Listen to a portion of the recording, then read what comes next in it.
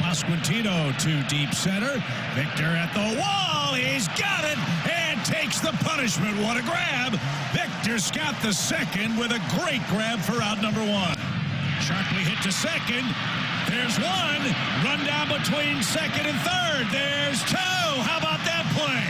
It couldn't have worked out any better for the Cardinals. On the ground, deep short. Mason sliding stop. Scrambles, fire, stretch, and got him. What a play.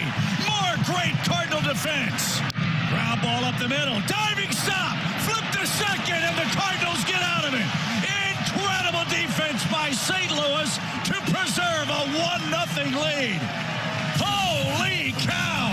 Popped up, straightaway center. Victor is in. He adjusts, and he's got it, and the Cardinals win a 1-0 thriller. What a game. They know they're good at defense, and they continue to show it every single day. So it's something you build off of, and there's a lot of confidence that goes into it. So it's been fun to watch, man.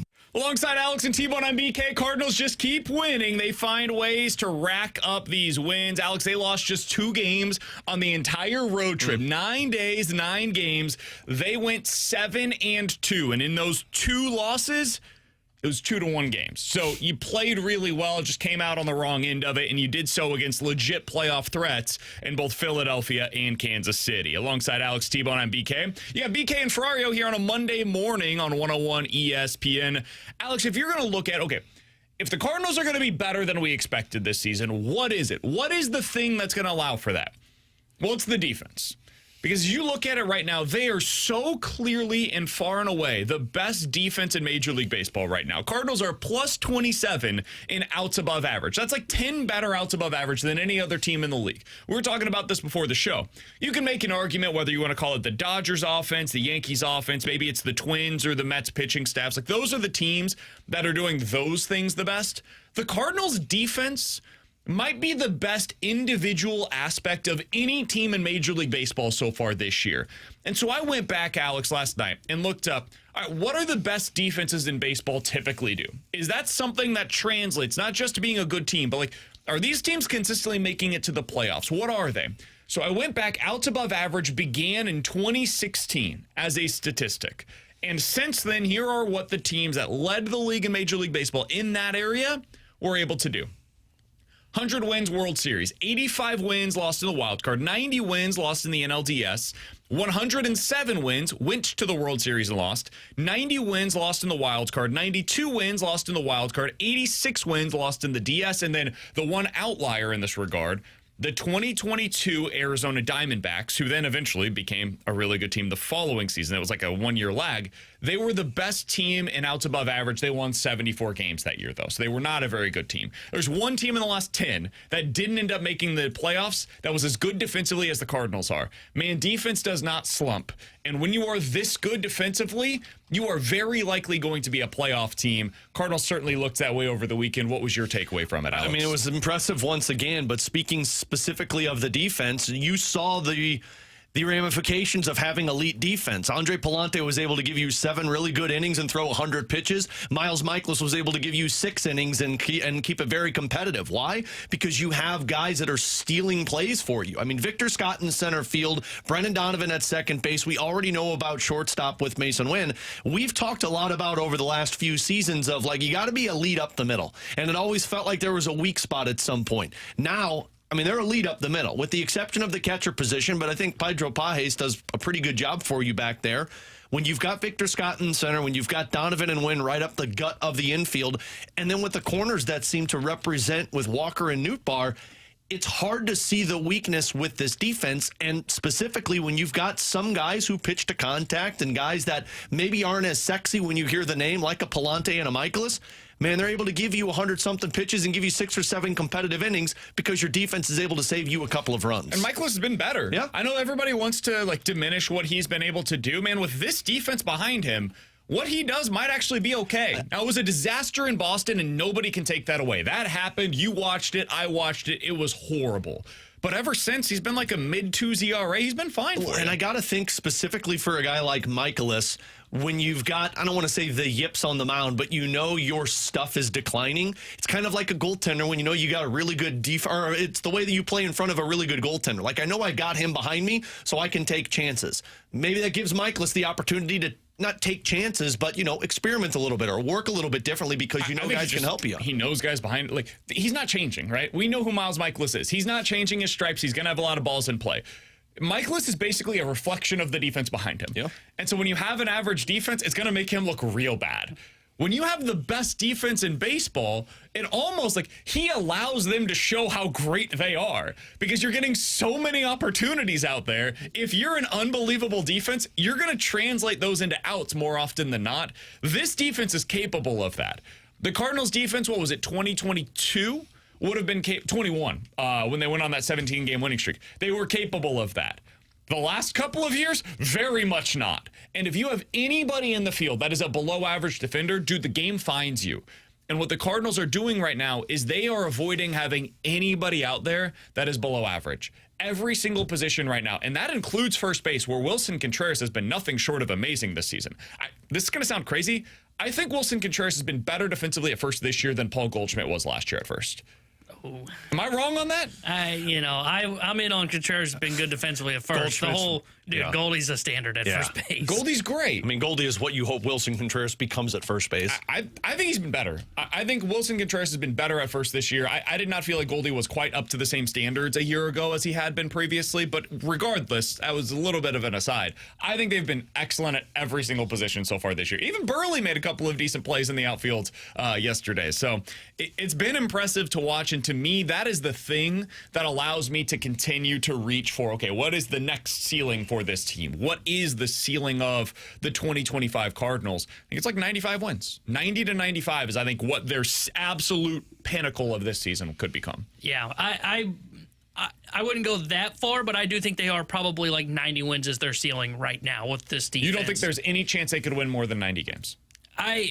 I don't think so. I think they would need some reinforcements at the deadline. Okay. You have a good deadline, I could buy into that. Sure. But right now, I think it is 90 wins. I mean, you read off those numbers about great defensive teams. You have to be elite at something else as well because defense only gets you so far. And that's where, like, their offense has been really good. Would I call it elite? Probably not. I think they might have an elite bullpen by the end of the year.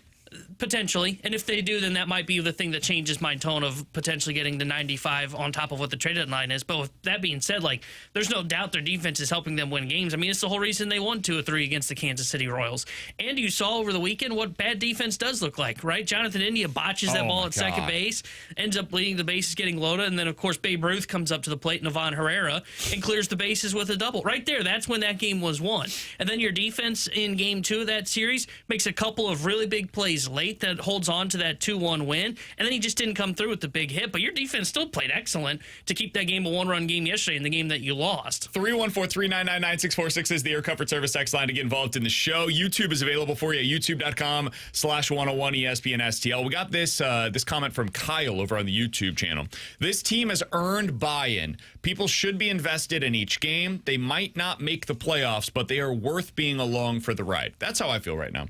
I am fascinated to see what the crowd looks like tonight. Cardinals are going up against the best team in baseball so far this year. Now, the Tigers aren't exactly like the LA Dodgers in terms of the draw, right? This is not the Yankees. It's not even the Mets in that regard. But the Tigers are a really good baseball team. The Cardinals are playing some really inspired ball. They've got young guys that you're getting around. What do you guys think the scene is going to look like tonight at the ballpark? We're going to be out there tomorrow, T-Bone. We'll be taking in the game. We're going to go down there to cover things. But for tonight, Sonny Gray on the mound. It's your number one guy. This team has been playing great baseball. And again, you're going up against the team with the best record in baseball so far this year. What do you think the crowd looks like? I think it's going to be better than what it has been, but I don't think it's going to be like, oh, wow, they're finally back, if that makes sense. Sure. I think you're going to see more bodies in the stands than what we have seen throughout the first month and a half of the season because, frankly, it's been empty. You're going to see people there, but I don't think the reaction, at least for me, is going to be, oh, yeah, the city is officially bought back into the Cardinals. Yeah, so like their last homestand against Pittsburgh, 22, 25, 27. I think it'll be a little bit more than that. I think it'll be about 28 to 30 would be my guess. I think you'll see a slight increase. I'm looking at the Monday home games so far this season because I wanted to see kind of one for one, day of the week, time, all that. Against the Angels, it was 21,200. Against the Astros, it was 21,900. And then against the Pirates, it was 22,000 basically on the dot. 27? Can you get to 27 tonight? It is still think so. school, so I wonder if that's going to play. Most people are out now. I think there's a significant amount of people that are still in for at least another week. And that plays a part of it because there's still the 6:45 starts, which It's a lot of the people final saying week of bad school. Come on, storms, Mom and everything Dad. that happened over the weekend as well could play into this. That's totally fair. That is a really good point as well. It's hard to exactly judge based on what has taken place in our city over the last few days. By the way, if you were affected or someone you know was affected by that, man, our thoughts and our prayers are with all of you guys. It's just an absolutely brutal scene over the weekend here in St. Louis, but I'll be curious to see what it looks like. I think by the weekend, if they have another series win against the Tigers, I think Friday night is where you're going to really start to see. It's like, okay, first Friday home game since this team's gone on their run. That's where you're going to see it tick up above 30,000 if people are invested. I hope that's right. And if not, I hope that happens against the Royals and then the Dodgers. That feels like the time. That Dodgers home series, early June, if the Cardinals are playing good baseball still, at that point, you're 2 months into the season. That's where I feel like people should be invested. And if they're not, we're going to have to ask some bigger questions. Yeah, I was going to say. On if it's even possible this year. Dodgers won and then the Cubs won. That's going to be really telling by the end of the month. That Cubs one where you're fighting potentially for the first in the NL Central. If that one is not, I don't want to say sold out, but the highest it's been all season, or at least in a couple of years, that's when I think the questions are fair. That's not to call out fans or anything. It's just to say, like, is it going to be possible for this team to win over fans to the point where it does look like a full park again? Or is that something that they have to do so much this season for next year to get to that place? We'll talk about that as we go along today. Certainly hear from plenty of you. 314-399-9646 is the Air Comfort Service text line to get involved in the show. We'll talk to Katie Wu, our Cardinals insider, coming up at 12:30 today. But coming up next, I want to continue our conversation on the St. Louis Cardinals, as we will for most of the day. Jordan Walker finally had a heck of a day on Saturday. He was a big part of why the Cardinals were able to win that game. Is it something he can build on? We'll talk about that next year on 101 ESPN.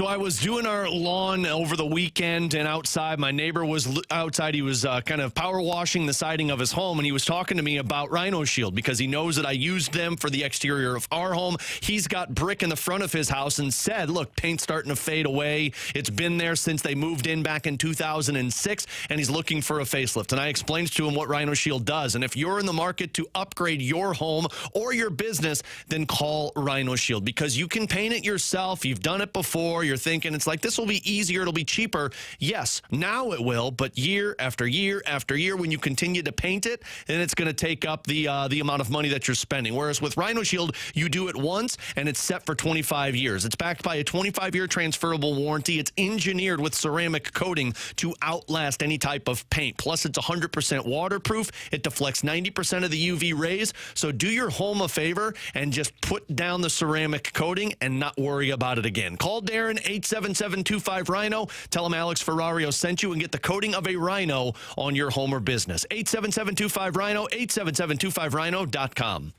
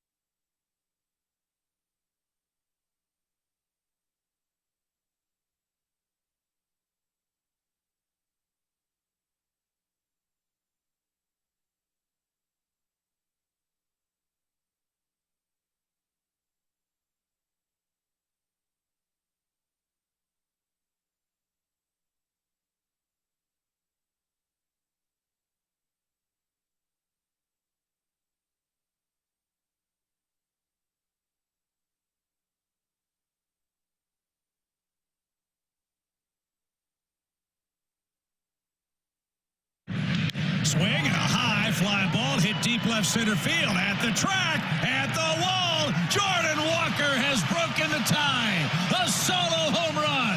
Yeah, flap those wings, Jordan Walker. The Cardinals strike first.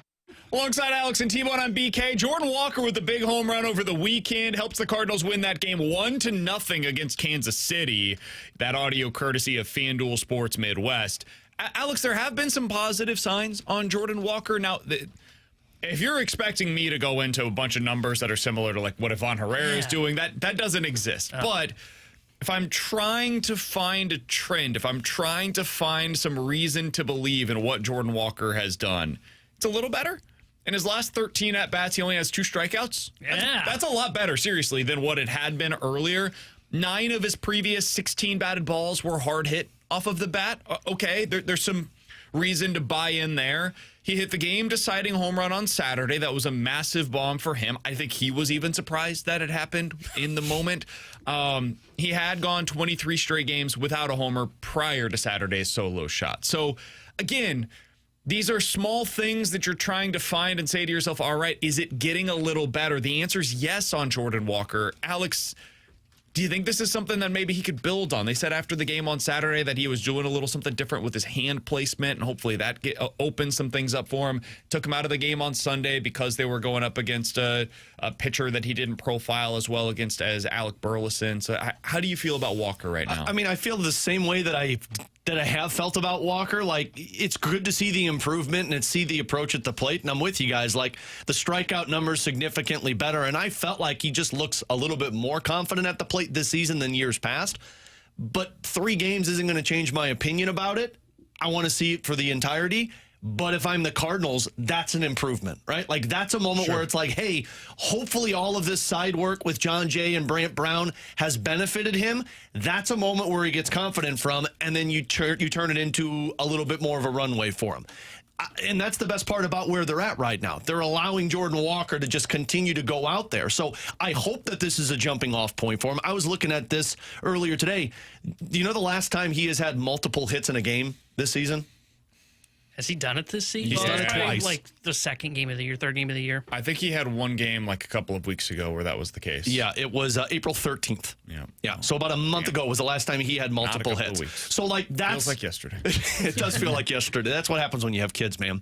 But it's kind of like improvements, right? Like what we've seen prior to that series against the Royals was like, oh, it feels like he's going backwards.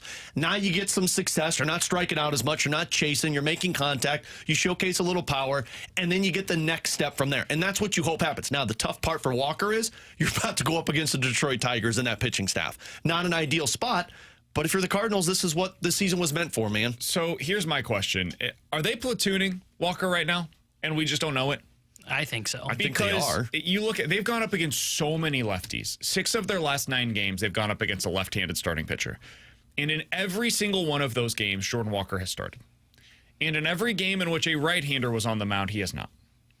Now, some of that is, well, you give him 3 days, take 1 day off. Give him 2 days, take 1 day off. I don't have an issue with that necessarily. But I do wonder, like, as you get into more of the righties that are going to be on your on the mound for you starting very soon, is that going to switch where we're like, okay, is Walker just like a platoon bat now? Is he getting 1 out of every 3 days when you're going up against left-handed pitchers, which is typically the way that you see it? I don't know.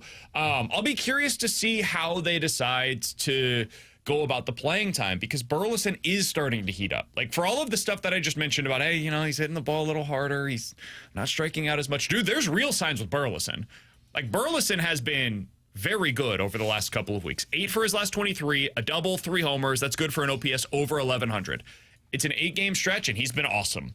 Cardinals are 7-1 in those 8 games in which he has been a big part of what they're doing offensively. So I think right now, if you're in Ollie's shoes, the best way to go about this is basically like, hey, 1 out of every 3 days, Burleson gets a start for Walker in the outfield. And then in another game in that series, when Herrera is behind the plate, and hopefully these are different games, when Herrera is behind the plate, you can get Burleson that day at DH. And this way you're able to get all 3 games Herrera's in the lineup, and in 2 of those 3 games, you get Burleson and or Walker. I think that's probably the best way to go about it right now. And then Gorman's just flat out the odd man out. He doesn't get any starts right now. Well, and honestly, unless Arenado's getting a day off. Yeah, and I'm okay with that on the Gorman front. Like, I kind of feel like personally I've moved past it now that we've seen. They've decided on Gorman. I think they know what they're doing with him in the future. I've been pretty adamant so far this year about, like, just you have to keep playing Walker. If that's what it switches to, I'm not going to be upset. If we're getting 2 of 3 with Walker in a series and then he gets that third one off, fine. Because that's fine. He hasn't deserved the opportunity to be in there every single game. But I'm still playing him the majority of series because I want to find out. Even if he is a platoon bat now and they're using him that way, great. But you want to find out if the guy can be something more. Yeah, I think it's 2 out of 3. Like, right, you keep kind of pulling it back, right? But at the beginning of the season, it was he's basically starting every game, and he'll get like 1 day off a week. So it was 5 out of 6 effectively. And then now they're 2. Okay, well, it's 4 out of 6. 4 out of the 6 games, 2 out of every 3 in any given series. That's when you start Walker. And then there will come a point in time, Alex, where maybe it is more of a not straight platoon, but closer to a platoon, where maybe he's starting 2 or 3 games a week. I think this is the right way to approach it instead of we're done. Wash your hands. He's going down to AAA. Get out of here. I think he needs to learn at the big league level. He's got to adjust to big league pitching. And it's not as much playing time necessarily as we would have expected in mid-May for Jordan Walker. But 1 extra game a week, I don't think is going to be the end of the world for him. And we got a text from somebody that says, how are we supposed to know what Jordan Walker is if he's sitting on the bench? If he's supposed to be a star player, he needs to play. Alec Burleson's found a way to do it. Alec Burleson has found a way to contribute when he gets in the lineup, and when he doesn't, you're asking the same questions. And earn it. Yeah. Earn the opportunity if you're Jordan Walker. Eventually it's about production, man. Jordan Walker has started 2 fewer games than Alec Burleson in the month of May. And, Alec Burleson, we were talking at the end of April, like, hey, when's this guy going to play? Because they were playing Nolan Gorman. But Burleson, every chance he got, he came up and he came through, and the Cardinals were like, hey, we got to give this guy a shot. If that's their decision with Walker, and I can't blame them for it because of where we've shifted to, then that's on Jordan Walker, man. You got to prove to them that I'm not a platoon bat. Jordan Walker this season is on pace for 450 at-bats. That's plenty. And that number will go down if we continue to see him head in this direction, but he's already at 135. Yeah. Jordan Walker is going to get his at-bats this year. I'm not worried about that. This organization has shown, based on his struggles this year, like it would have been easy while they're winning with his struggles to just say, you know what, Donovan's going to the outfield, so JC is going to be our starting second baseman. And I think there would have been a portion of this audience that appreciated that, wanted to see that, and would have been happy about it. I think that it is smart that they continue to give him this opportunity, even if it's coming with diminishing returns. And you're not getting the same kind of production that you would if you just basically flipped Walker for Sajaci, or if you flipped Walker for Burleson, however you wanted to go, or Walker for Gorman. However, I think this is smart. I think they're going about it the right way. I'm glad they continue to give him what they're calling the runway here. And we'll see if the production starts to follow. If we get a month from now and we're having this exact same conversation, then maybe instead of it being 2 out of every 3, it's 1 out of every 3, and maybe an occasional start otherwise. But I think the Cardinals deserve a little bit of credit right now for the way that they're approaching this. I think they've been smart with it. And I think right now, to your point on like the platoon, I think you look at this and you say, okay, well, let's give him lefties, and let's also look at guys that have bad sliders, right? Like the guy that they're supposed to go up against today, Montero, his slider's been terrible so far this year. Opponents are slugging .571 against it, hitting .286 against it. You know who's got a really good slider? Jack Flaherty. So that's probably a game you say until Walker can show that he can hit the guys that don't have great sliders that have profiled so far this year. Yeah, that's a Burley game. That's a Burley goes game. Against Flaherty. And then for right now, you say, okay, well, look, we're not going to just go with against the lefties and platoon this. It's kind of how they handled, if you remember back to Albert in 2022. And I'm not saying he's going to have the success of Albert, but remember originally when Albert was here, it was, hey, he's only going to face lefties and right-handers that don't throw hard. Like he would go up against like Zach Greinke, who was throwing 90 miles an hour. And then what happened was they slowly started to kind of, okay, well, Albert's starting to really figure it out now against righties. So it's okay. Maybe it's now a guy that's throwing 93 to 95. Okay, well, now Albert can just hit everybody because he's Albert Pujols. Now he's facing the guys that throw the hardest from the right side. That's how I expect him to kind of handle this with guys with sliders that are right-handed against Jordan Walker. And it's the same thing against Arizona, right? Like Brandon Pfaadt has that slider. He ain't playing that game. He's got the fastball slider combo that gives Walker some trouble. So instead, maybe you see him, because it's all 3 games in that series are against right-handed pitchers. Gallen, Kelly, Pfaadt. You probably see him against Gallen and Kelly instead of that game against Fott. And that's probably the way that you go about it. Is it's both handedness and style of pitcher. And if you can get him in 2 out of the 3, I think that's probably the way that they go about this for the time being. That might change. We can reassess this as we go along here. But for right now, I think they're going about it in a really smart way. 314-399-9646 is the Air Comfort Service text line for questions and answers. If you guys have any questions, go ahead and get them in right now on the Air Comfort Service text line. We'll get to them at 11:45. But next, Alex is really excited to talk about the Maple Leafs. Things went awry once again. Who could have seen this one coming? We'll talk about the downfall of the Leafs next here on 101 ESPN.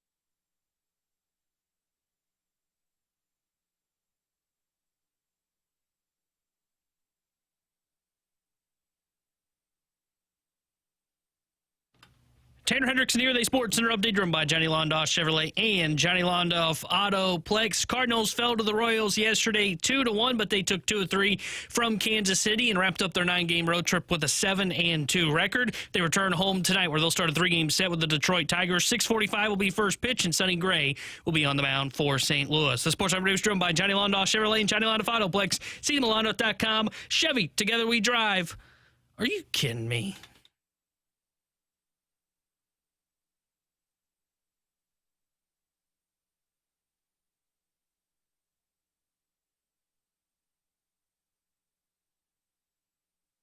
Alex, it happened again. The Toronto Maple Leafs played in a Game 7 and they crumbled. This is not surprising. This is nothing new. This is what they do. Since 2018, the Toronto Maple Leafs are 0-7 in winner-take-all games. They have scored 9 goals in those 7 games. They have allowed 28. They've scored 9 goals in the 7 games that are winner-take-all, and they have allowed 28. Some may say that's a goaltending issue. Can I give you one more? Mitch Marner and Austin Matthews have combined for 5 points in those 7 winner-take-all games. That's not good. Their playoff series since the 04-05 NHL lockout, the Toronto Maple Leafs have won 2. The Buffalo Sabres have won 4. Oh, my God. The Sabres have not made the postseason in 14 years, and they have more playoff series wins than the Toronto Maple Leafs. Yeah, they're 2-14. I'd blow it up. Since the cap began. I've been saying that for a while, but yet the Shanna plan just continues to roll on. To what Tanner just said there, yeah, they're not going to be able to bring back the core 4. It's time. Like, you had to try it out one more time around because you had Mitch Marner going into his final year of his contract. You bring in Craig Berube. See, hey, is it the message? Is it the coach that's the problem? Is it just something about, hey, the teams that we've gone up against are too good, and that's no, man. It's time. It's time to break this up. And so, Alex, this gets us to the offseason, not just for Toronto, but the NHL as a whole. Mitch Marner is now going to very likely hit free agency and be available to any and all. John Tavares is very likely going to hit free agency and be available to any and all. What does that do for the landscape for the NHL, but also for your St. Louis Blues? Well, for the Blues, I don't think it really means anything unless you're interested in John Tavares. But as much as we talked about him, John Tavares in that series had 2 goals and it was 1 game, and he was a -4. So not the best type of player, but I personally think John Tavares is a guy that needs to get away from the spotlight and go somewhere like Matt Duchene did, like like Joe Pavelski did, to where it's like you just get to go and you get to play. So are you saying he's going to Dallas?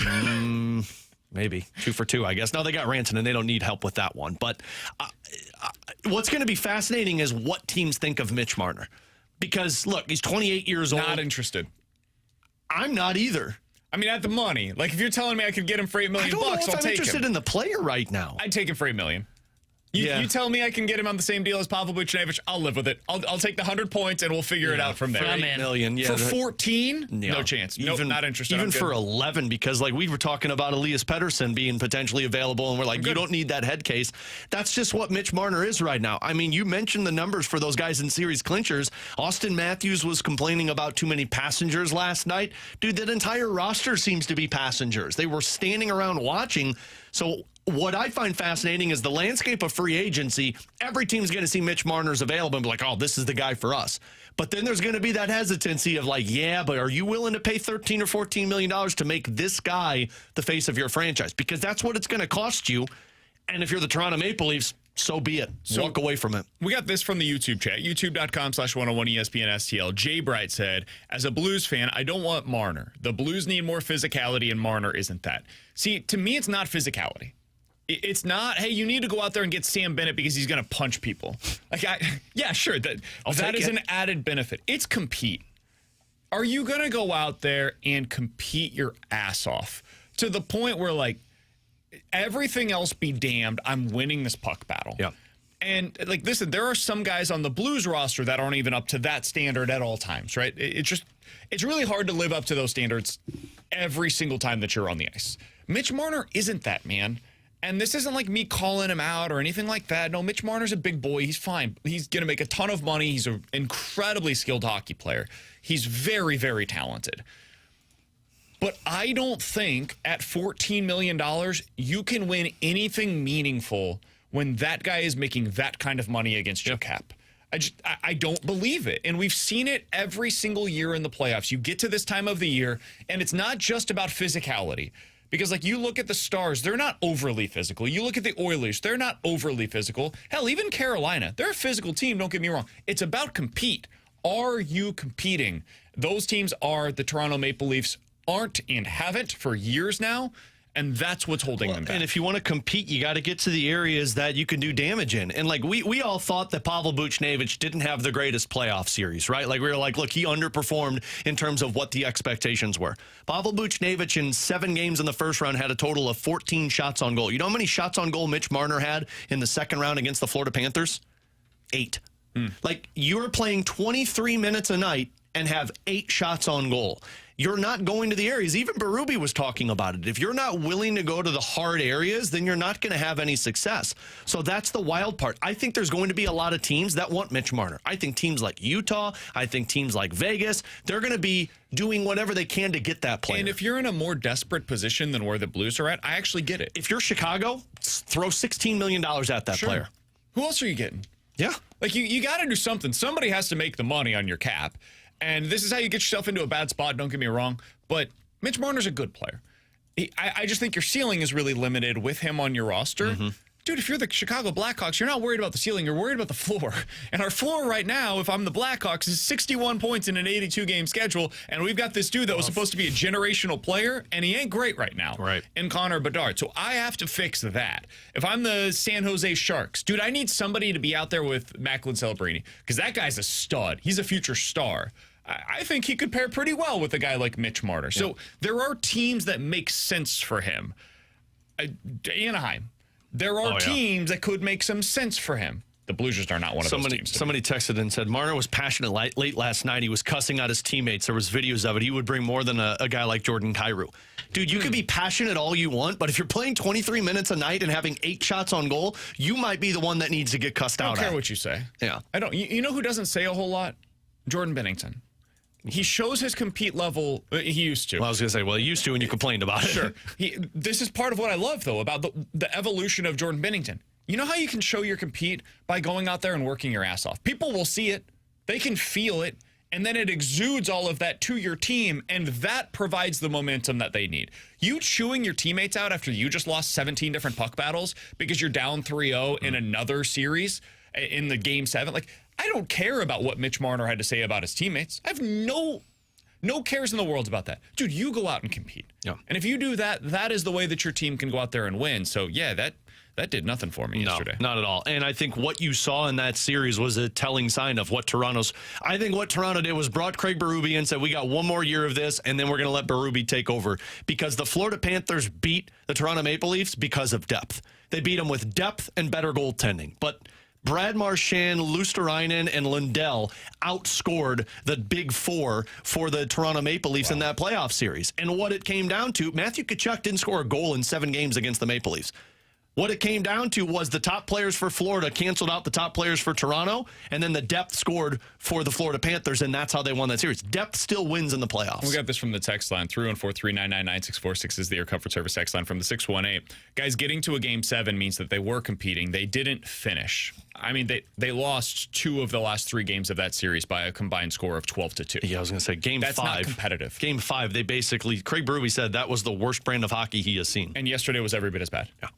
It was every bit as bad. So, and they're also going up against, an amazing hockey club.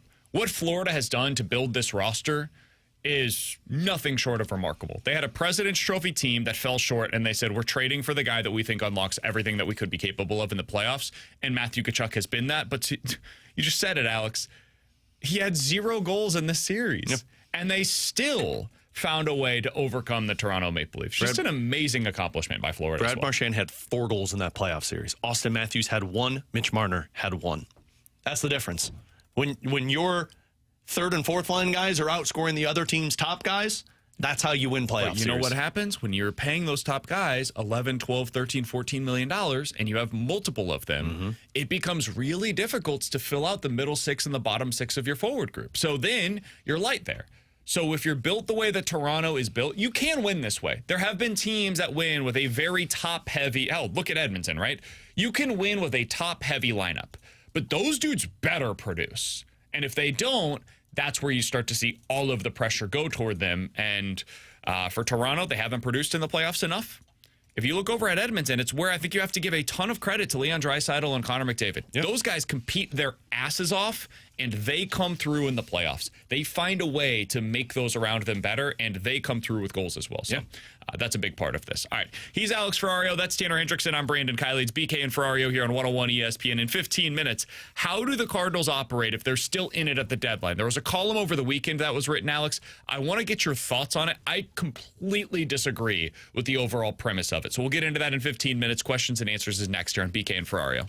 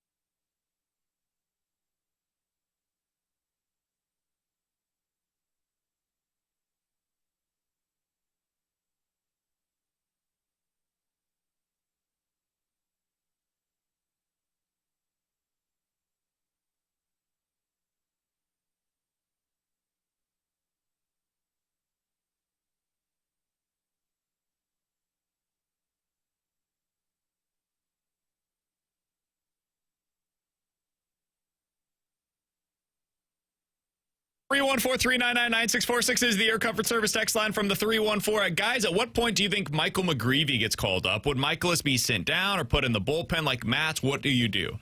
I mean, I know people are not going to love... I'm going to have some tone on this. I'm sorry. I just can't avoid it. Your team is winning right now. I want McGreevy, though. They've done everything that you could possibly ask of them, and Miles Michaelis has been good. Miles Michaelis has been at like a sub-3 ERA since that blow-up against Boston. Guys, that was a month and a half ago now. You're not going to see McGreevy until that changes. That's the honest-to-God answer. When this rotation either has an injury or somebody sucks for a month, you'll see McGreevy.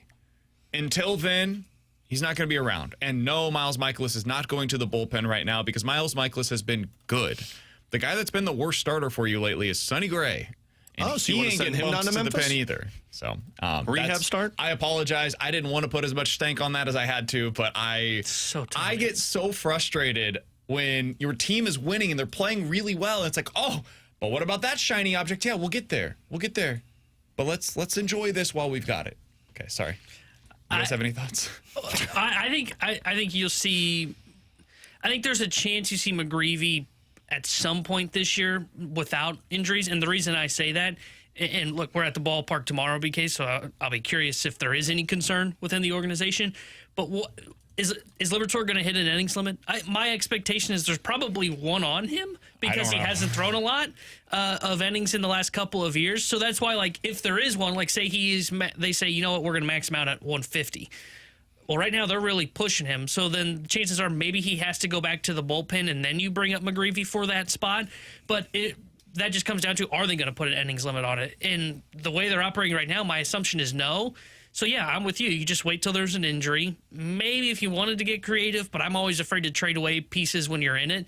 Maybe a trade away the pending UFA and Fetty, and then you have that spot open. But I wouldn't even do that right now because you're playing so well. All right, from the 314, guys, do you feel like the former Cardinal curse is finally dying this season? No, Goldie's been great. Look up Goldie. Goldie's been awesome, actually, hasn't he? Don't look up what Paul Goldschmidt has done so far this year. But the reason that we don't talk about it is because Wilson Contreras has been awesome. Have you seen Dylan Carlson's numbers? He just actually got activated, and guess who was put on the injured list as the corresponding move? Who's that? It was Tyler O'Neill, and guess who got DFA'd yesterday? Kyle Gibson. Yep. Kyle Gibson got DFA'd. So you're saying the Cardinals should still get him?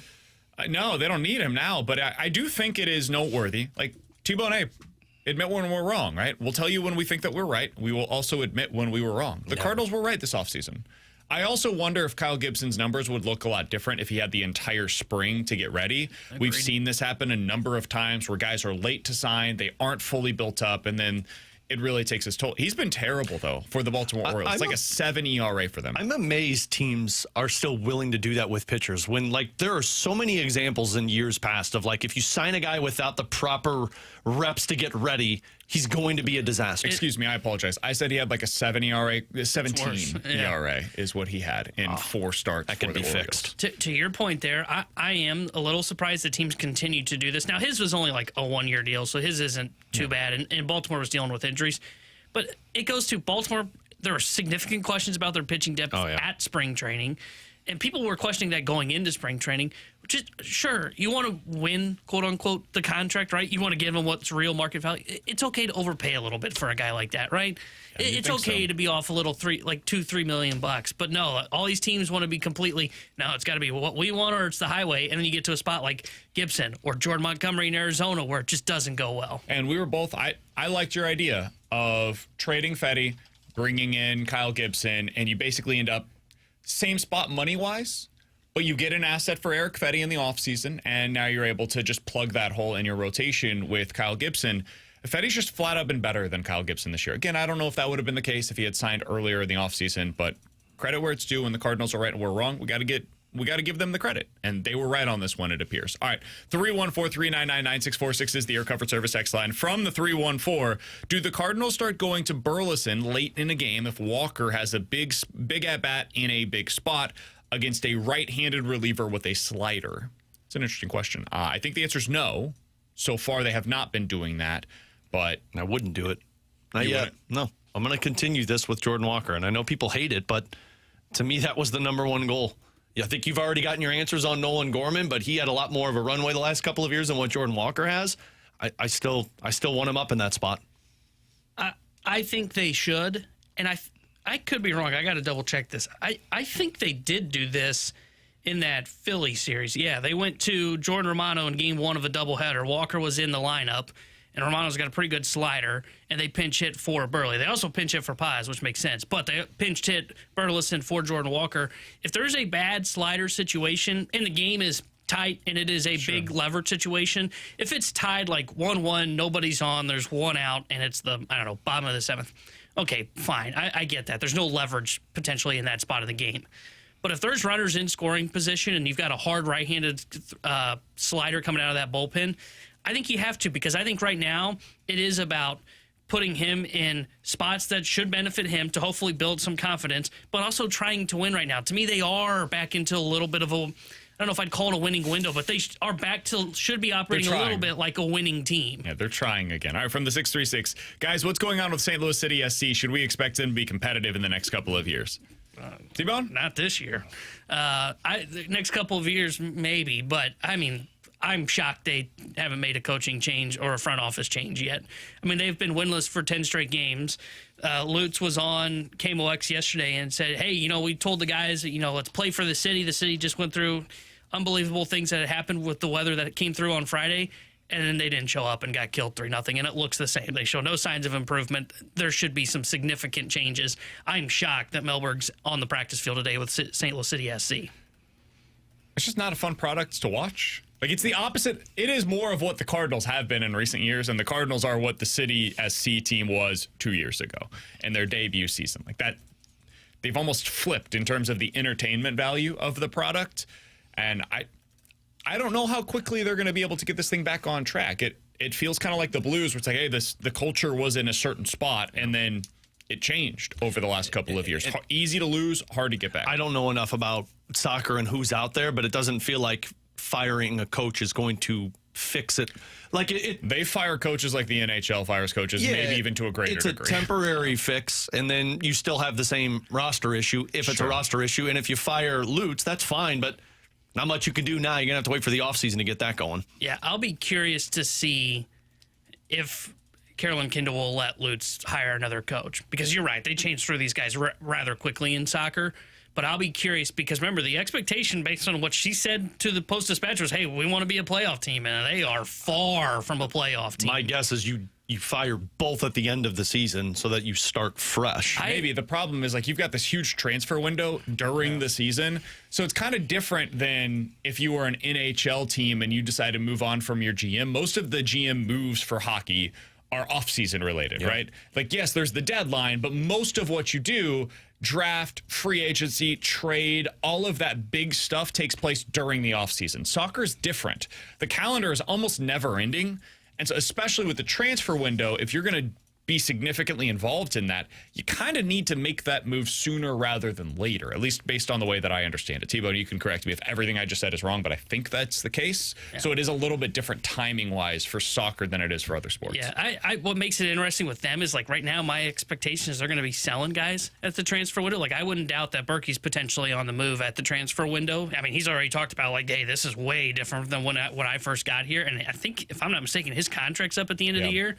So maybe you try and sell him. I think if you make a coaching change, if you're going to make any moves in season, to me, it's going to have to be a clean sweep of the board. I think you're going to have to move on from Lutz. You're going to have to move on from Melberg, and then you put an interim tag on somebody. And then when you finally do reach the full off season, then you start a wider search for whoever's going to take over in that spot. He's T-Bone. That's Alex. I'm BK. Coming up at 12:30, Katie Wu joins the show. She will discuss what she saw from the Cardinals this weekend out in Kansas City. Also get her thoughts on what she expects at the ballpark this week, as the St. Louis Cardinals are back in town starting a 3-game set against the Detroit Tigers tonight. Coming up next, speaking about the Cardinals, how do they operate if they're in it at the deadline? There was a column this weekend in the St. Louis Post-Dispatch that I really disagreed with the overall premise of it. We'll talk about that next year on 101 ESPN.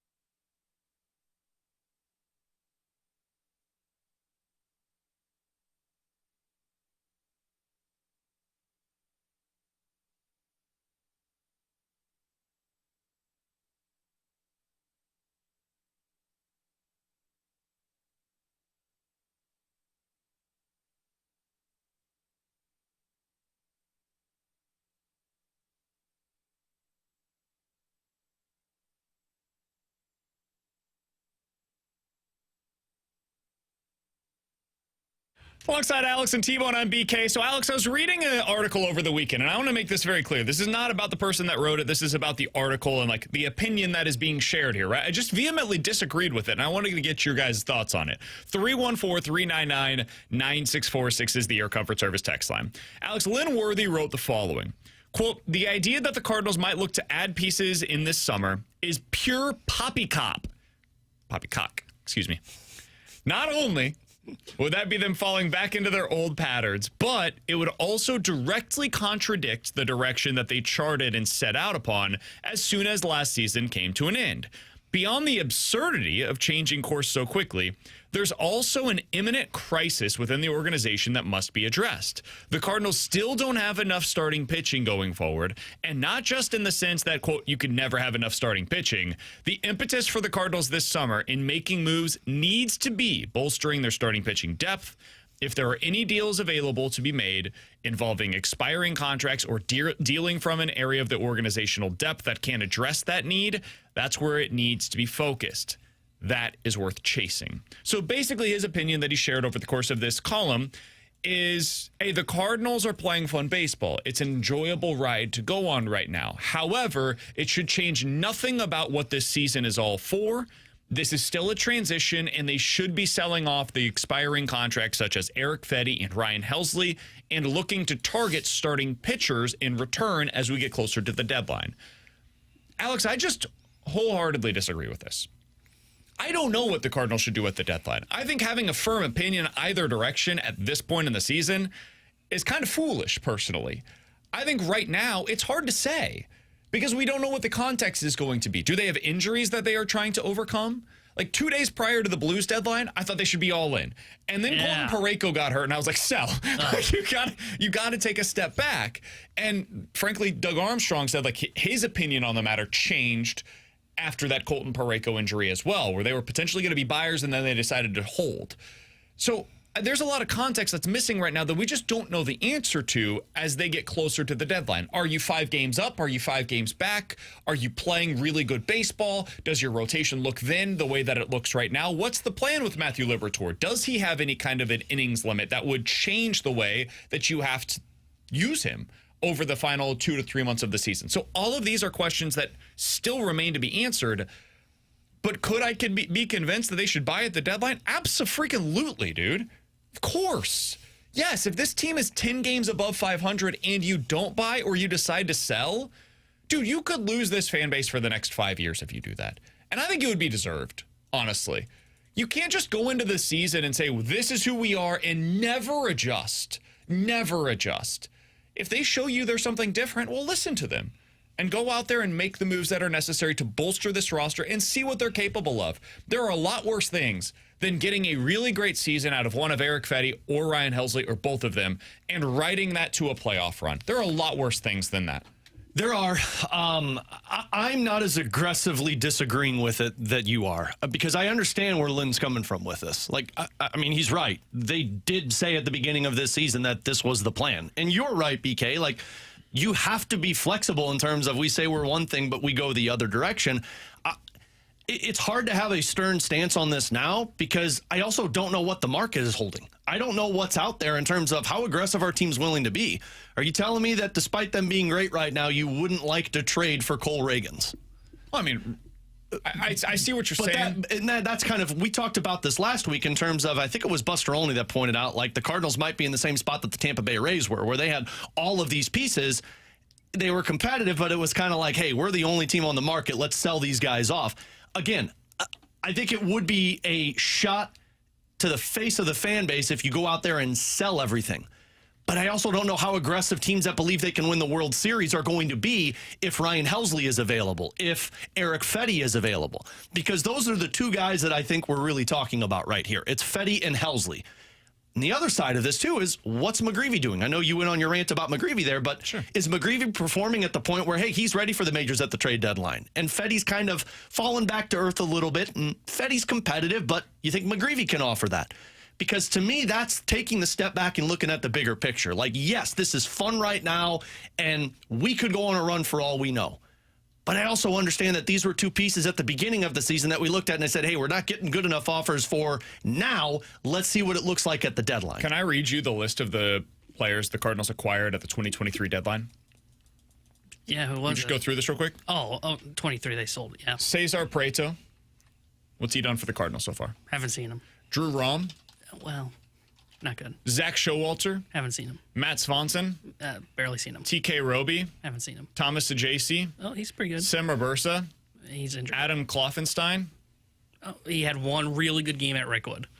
The reason I bring this up is because, Alex, I totally agree. Would I trade for Cole Reagans? Hell yeah, I would. The dude is a legit number 1 or 2 starter on a contender. So, yes, absolutely, I would trade for Cole Reagans. The vast majority of those deals don't become that. Totally, but the players that you traded for all those guys you named weren't Ryan Helsley. I mean, you had some really good pitchers Jordan Hicks available for you. Not the best closer in base, or one of the best closers in agreed. baseball. He's probably as Jordan close as you Montgomery got. was arguably the best starter on the market that year. And that's why And Jack Flaherty was as well. He had some injury issues, don't get me wrong, but he was a starter that teams were interested in acquiring. Then you also had Paul DeYoung that was dealt that year, Jordan Hicks that was dealt that year, Genesis Cabrera was dealt that year. Like, you had a lot to offer. Yeah. And that's what you got in return. And I'm not totally out on all of those players. TK Roby could still become something. Thomas Ajacey, we've seen, like, has real talent that could help the Cardinals down the road. But I'm not looking at that and saying to myself, man, I've got to sell, got to do it. I have no idea what these guys are going to become. And what I do know is if the Cardinals are 10 games above 500 at the deadline, yeah, I'm keeping Ryan Helsley. I'm keeping Eric Fetty. And I might look to add. I'm not going to be stupid. Like, I'm not going out there selling Jordan Walker at the deadline in order to get some, like, number 3 starter. No, that's ridiculous. But could I go out there, bolster my bullpen a little bit, add another, like, right-handed bat coming off of the bench? Sure. Those are moves that every contender goes out there You're not and giving tries up to a make. lot. Yeah. You give up, like, the 25th best prospect in your system, and you say, goodbye, see you later. Hopefully you end up going on to have a great career. Like, we'll go our separate ways. I just think the idea that you have to have this decision made right now is crazy to me. I don't agree with that at all. Yeah, I agree with you. I don't think you have a decision right now. And I think it's okay to pivot away from what you state your intended goal is at the beginning of a season, right? Like in 2023, their intended goal was not to be sellers at the trade deadline. But, you know, ish hit the fan. You had to make those moves, right? You had to do what was best for the organization and sell, even if you really didn't want to. And I think coming into this year, it would have been fair to say, hey, yeah, they probably should trade when we get to the trade deadline, Ryan Helsley, Eric Fetty, because we didn't think they're going to be in it. Man, you're in it. I agree with what BK said. You pull away from a team that could be in a playoff race and you sell off those pieces. Look at what happened in Milwaukee. They fell out of that race. And not only just look what happened in Milwaukee, think about what you said with the fans, right? This fan base is already on pins and needles when it comes to talking about John Mozeliak and ownership and what they've been doing. Fans weren't completely bought into this notion of the, hey, let's go with the youth movement because they're used to this full brand of, hey, we're pushing, we're trying to win. And if you finally get there by surprise, then you say, sorry, we're not really buying into this. We have this from the 618. Guys, you also just don't let Helsley walk once he barely missed the playoffs or are one and done. They're clearly not extending the 30-year-old whose best has already happened. Trade him and make a separate deal for a capable enough closer. Sure, go ahead. Trade him. And what you get in return may become Cole Reagans. What you get in return very well and likely will be what most of the other trades have been in recent seasons. And we can go through them. Like there's a lot of closers that get dealt to the deadline, and what they get in return is a poo-poo platter of prospects that never work out at the major league level. Like that's the majority of what ends up getting dealt at the deadline. It's the dirty truth of it is, man, most of these players will either never reach the big leagues or never become significant contributors once they do. So could you trade Helsley? Sure, of course. If you're 5 games below 500, I will be arguing that you should be trading Ryan Helsley. But if you're 10 games over and you're like right in this thing with the Cubs and you have a real chance to push for the playoffs, or you're very likely to get into the playoffs, I would just qualifying offer Helsley in the offseason. And if he accepts it, cool, he's not going to. And when he doesn't, you get a like borderline second-round pick in return for him. That's not nothing. Mason Wynn was a second-round pick, man. Like Alec Burleson, I think, was a 4th-round pick, if I'm not mistaken. So you can get a really good player with a top 75 overall selection. I believe you can also trade comp picks now. So you could end up trading that pick that you get in return to somebody else in order to get something of significance as well. So you're not just getting rid of him for nothing. You don't lose him and get nothing in return. Same thing is true for Fetty. If you wanted to, if he's good for you to the point, Alex, where you think you're going to get a return for him, qualifying offer him.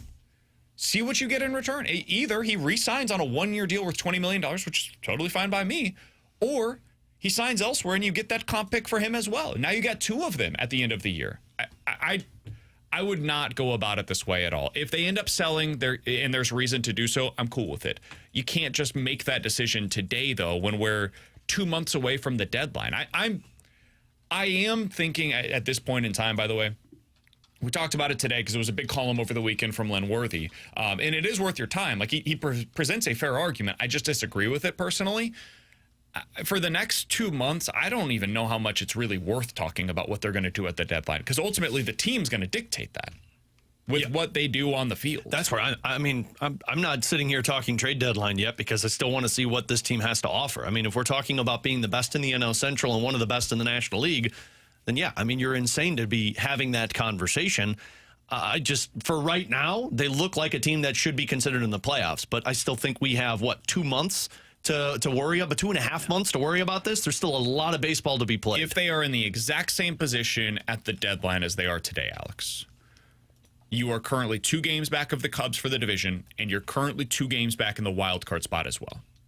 You're 5 games above 500 today. And we've seen how they play. Like it's the same team then that it is right now. How would you approach that if you were in Mo's shoes? So same team in terms of all of the numbers, but you're still 2 games back. Mm-hmm. I would sell.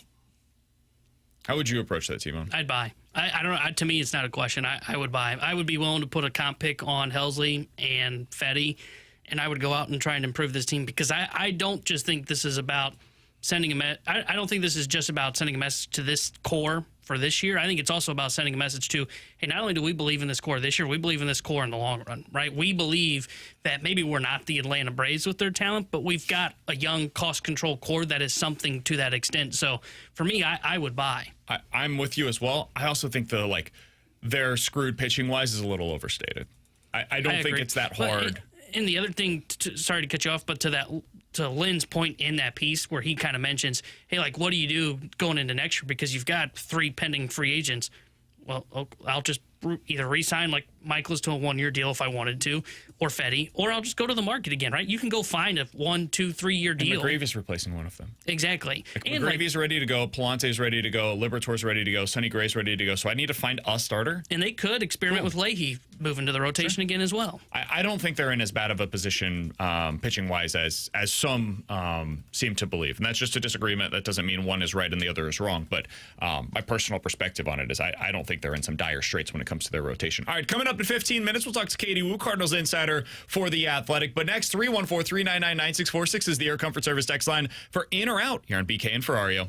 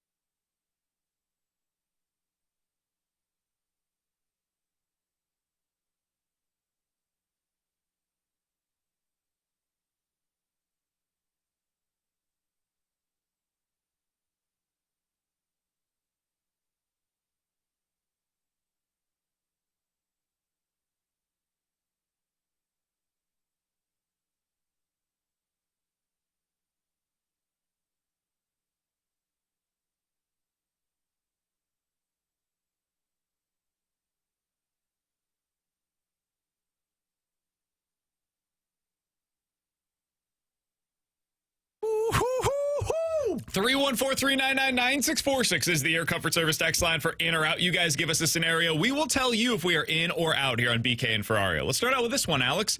In or out, Brendan Donovan will make the All-Star team this year for the Cardinals. I'll say in. We were talking about this because votes obviously are the first piece of this, which I don't know if he gets because it's St. Louis compared to like LA or anything like that, but Major League Baseball will recognize the fact that Brendan Donovan is in the MVP conversation. So things can change by July, but for now, I'll say in. I'll say in as well. Depending on how they've got guys listed, I can see where he maybe ends up getting votes in. But like if Tommy Edmonds listed as a second baseman for the Dodgers, he might get the votes from LA. But even if he doesn't, I agree with what Alex said. I think baseball will reward him for what's been an incredible season. And I think he might just be having the 2022 Jeff McNeil season where he had 326, had a 382 on base and a 454 slug. He made the All-Star game. He wasn't voted in by the fans. He made it. But so I will say yes. I think in. He will be an All-Star. I think I'm in as well. And when you look at this, I thought about this earlier today, and I couldn't recall if it was correct or not. But I wanted to go through young Cardinals position players that were homegrown that ended up making it to the All-Star game. Man, it's been a minute. The last time that has happened was Paul DeJong back in 2019. You go beyond that, and you're talking about like Aledmus Diaz in 2016. Ooh. So in the last decade, non-shortstop young Cardinals position players that were homegrown and made it to the All-Star game, it would basically just be Brendan Donovan. So it would be a rarity for them to be able to get something like this, and I think he will eventually get in. Alex, what do you got for us today? Keep the Cardinals going. In or out, boys. Ivan Herrera earns MVP votes this year. Ooh. I'll say out. Are you talking like just gets on a ballot somewhere? Yeah, he gets votes as an MVP. I'm in. Hell yeah, you're in. Hell? We called him Albert Pujols earlier. We'll talk about this more later today. I am waiting for the other shoe to drop, and I hate that that's the way I'm watching Ivan Herrera. What a jerk, am I right? You can't keep this up. Like, it's impossible. Nobody's ever done this. But every time I watch him, I think there's no way that he's ever going to record an out again. I don't know how you get this guy out. I know it's happened this year. Like, more often than not, he does not end up reaching base because he only has, a 490 on base percentage. But every time he reaches the plate, I think that something big is about to happen. Same. He's going to hit like a bases clearing double, for example. It's unbelievable. So, I'll say in, whatever. He's just that good offensively. He's just got the profile of it, man.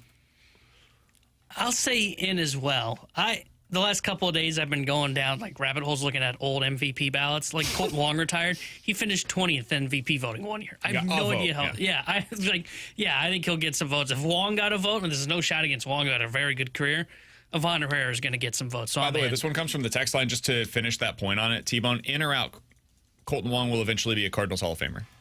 Oh. I'll say in. I think I'm out on that. He wasn't a significant part, at least, of a Cardinals team that went to the World Series. He got picked off to end a game. I know. That's true. Like I said. He had a very good career here in St. Louis.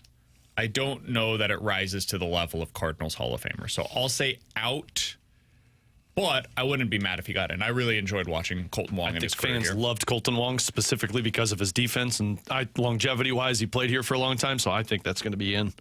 I'd lean towards out. I'm kind of with you. It wouldn't bother me either way, but he was below league average with his offense. For as good as he was defensively, only won 2 Gold Gloves here, and to your point, wasn't a part of really a World Series team except for getting picked off in 2013. Yeah.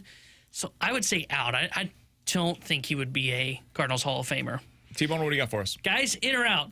Matthew Liberatore will finish with the best ERA on the starting staff.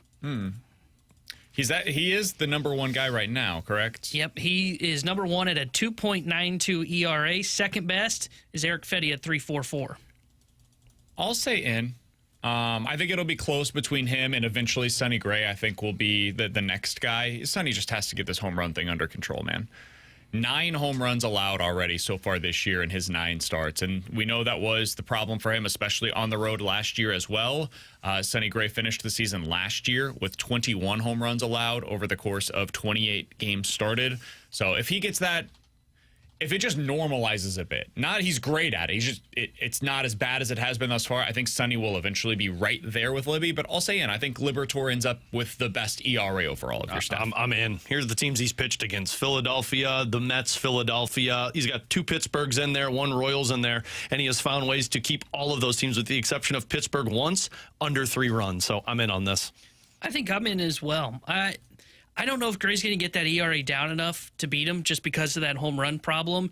And then, Fetty, he's walking the world still, which is a little alarming right now. He's kind of doing his best John Gant impression, which is walk the world and somehow get out of it. He's been better lately. He has been better lately. But Liberatore, there's no sign to me that, you just mentioned some of the teams he went up against.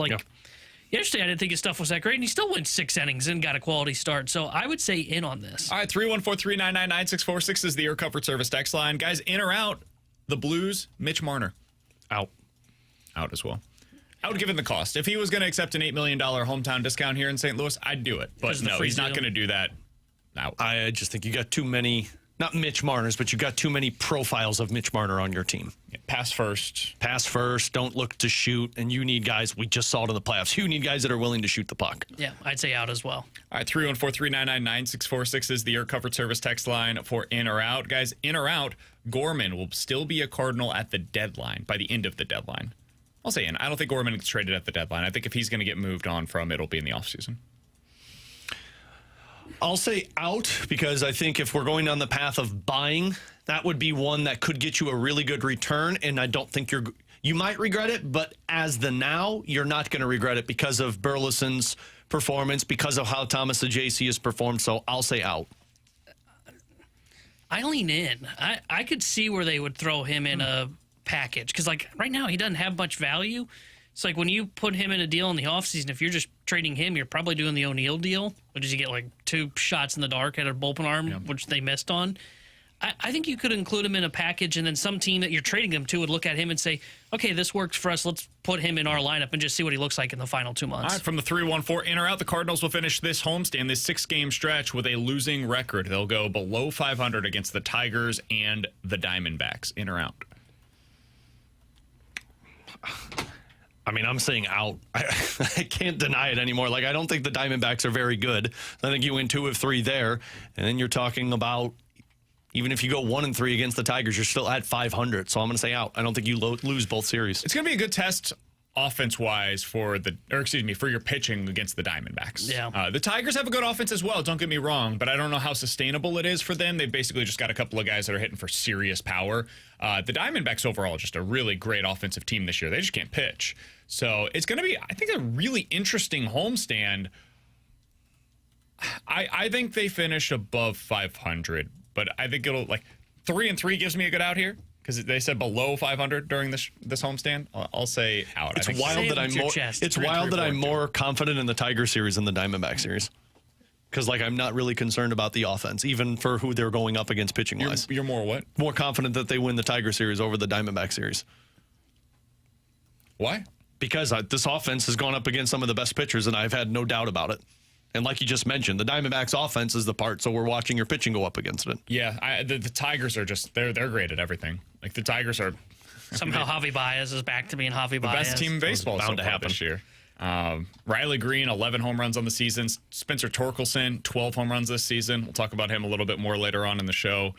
They've just been really freaking good. They slug the crap out of the baseball. They pitch it really well. They sound like my ideal team to watch. Yeah, they're very good. All right, coming up in 15 minutes, we're going to dive into the junk drawer. But next, speaking of the Tigers, we're going to preview that series with Katie Wu. We are also going to get her thoughts on what we saw from the Cardinals' defense against the Royals over the weekend as well. Katie Wu joins us next here on BK and Ferrario.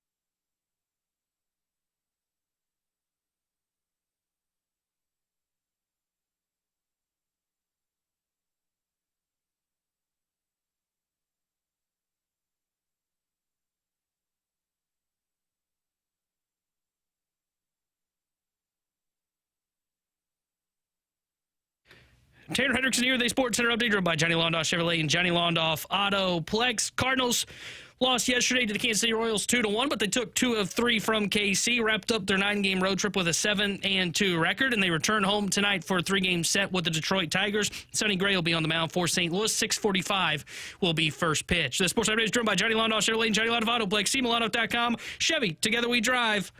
Are you kidding me?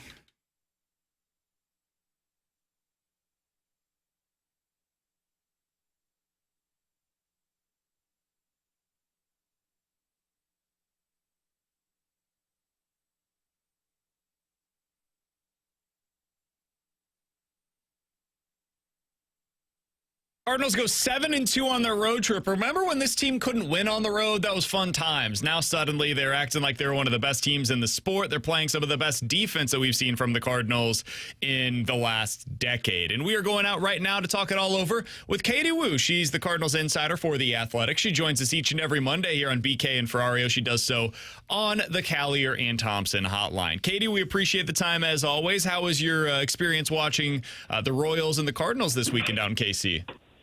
Well, it's made for certainly a happy Monday, right? 7-2 on the road trip, as you said. The 2 losses for the Cardinals came with a combined score of 2 runs, both 2-1 losses, very winnable ball games all around. And I don't know about you guys, but I'm suddenly feeling a lot more optimistic about this Cardinals club. I'm feeling optimistic as well. I still have a little bit of hesitancy, not so much for anything that we've seen, Katie, but just because, like, we know eventually they're going to go through some kind of a slump, and what does it look like when that happens? For you, as you're watching this club right now, what makes it feel different, whether that's just vibes related or one aspect of the team? Like, if you were doing the pitch on why the 2025 Cardinals are not your same old Cardinals, what is that? Well, I didn't think I'd be making that pitch, but let's try. I think it ultimately, just watching the 50 or so games that they've played, it's their camaraderie with themselves, and it's the style of play. Even in April, and this is something that manager Ollie Marmol talks about a lot, there was a competitive drive. There was an edge to this Cardinals team, almost an underdog mentality that we hadn't seen before. And I know in April, no one really wanted to hear it because they ultimately weren't winning those games, but the Cardinals were very competitive in almost every single ball game they played. They showed a lot of fight. You know, that game in Boston where they got smoked, Boston's opening day, they came back and actually made it a 13-9 ball game. Same thing for that Miles Michaelis start. They fought back. We saw that in Philly in Game 2 of the doubleheader. So those kinds of consistent plays, the overall mentality of the team, that's exciting to me. The 1-0 ball game in Kansas City on Saturday night was, I think, the best game they've played all season. And when I walked in that clubhouse after, it was the best the clubhouse has sounded, not just all season, but really dating back to 2022, when you hear what the guys were saying, how convicted they were in each other. So that's my pitch. The Cardinals aren't necessarily playing a different brand of baseball from April to May. They're actually playing the same kind of baseball. They're just having better results. But it just goes to show, even when they struggle, they are the same team. And that, to me, is the makings of a backbone of a very strong team. Katie, there's no correct answer on this, but when you talk about that camaraderie and how that fight was there at the beginning of the season, do you think that was because of just the Cardinals' tone in the offseason of them not being a competitive year? Or do you think it's because they've embraced these younger players kind of being at the forefront of the team? I think it's both, and I think that's a very fair question. You think about it, you come into the season, you know that almost every person has written you off, or the Cardinals are not going to be good this year. You know, they're on the bottom of almost every single power rankings. What direction are they going? They have no clue. That was just kind of the narrative. But one thing that John Mozeliak and Ollie Marmol were hopeful was that their young guys would take steps forward and all of a sudden change the discourse about the team, and they have. Now, it hasn't been the young guys that they thought they would. It hasn't been Nolan Gorman or Jordan Walker. It has been Victor Scott. It has been Matthew Liberatore. It has been Andre Palante, Kyle Leahy. So, no, it's not the names that the Cardinals were hoping would do so, but it's the young players nonetheless. And I don't know, there's something to be said about playing with maybe lesser expectations, where this group is loose and they have the flexibility to go out there and play freely. And they haven't had that opportunity since 2022. Even guys like who have been here a while, like Lars Nootbaar, Brendan Donovan, they're having a chance to go out there and play freely every day. And while the expectations at the beginning of the year were lowered from a national standpoint, I don't think the expectations in the clubhouse changed, just how they went about it did. And what it's made for is just this kind of freestyle, fun, energetic, competitive Cardinals baseball that we haven't seen in years. And the defense is about as good as we've seen maybe ever. And I wanted to ask you about that, Katie. I mean, that game on Saturday night, you mentioned it's like the best game of the year. The defense was absurd, especially, and I think it was the 8th inning, if I'm not mistaken, where Donnie had a couple of those plays. Mason Wynn has the ridiculous play as well. We talked about this a little bit earlier. I want to get your perspective on it. Is the Cardinals' defense the best individual thing that any team does? And I'm talking about like the unit of the Yankees, right? Offensively, they're the best offense in baseball right now. If you look at pitching, maybe it's the New York Mets or the Minnesota Twins. Is the Cardinals' defense the best individual unit that you've seen so far this year?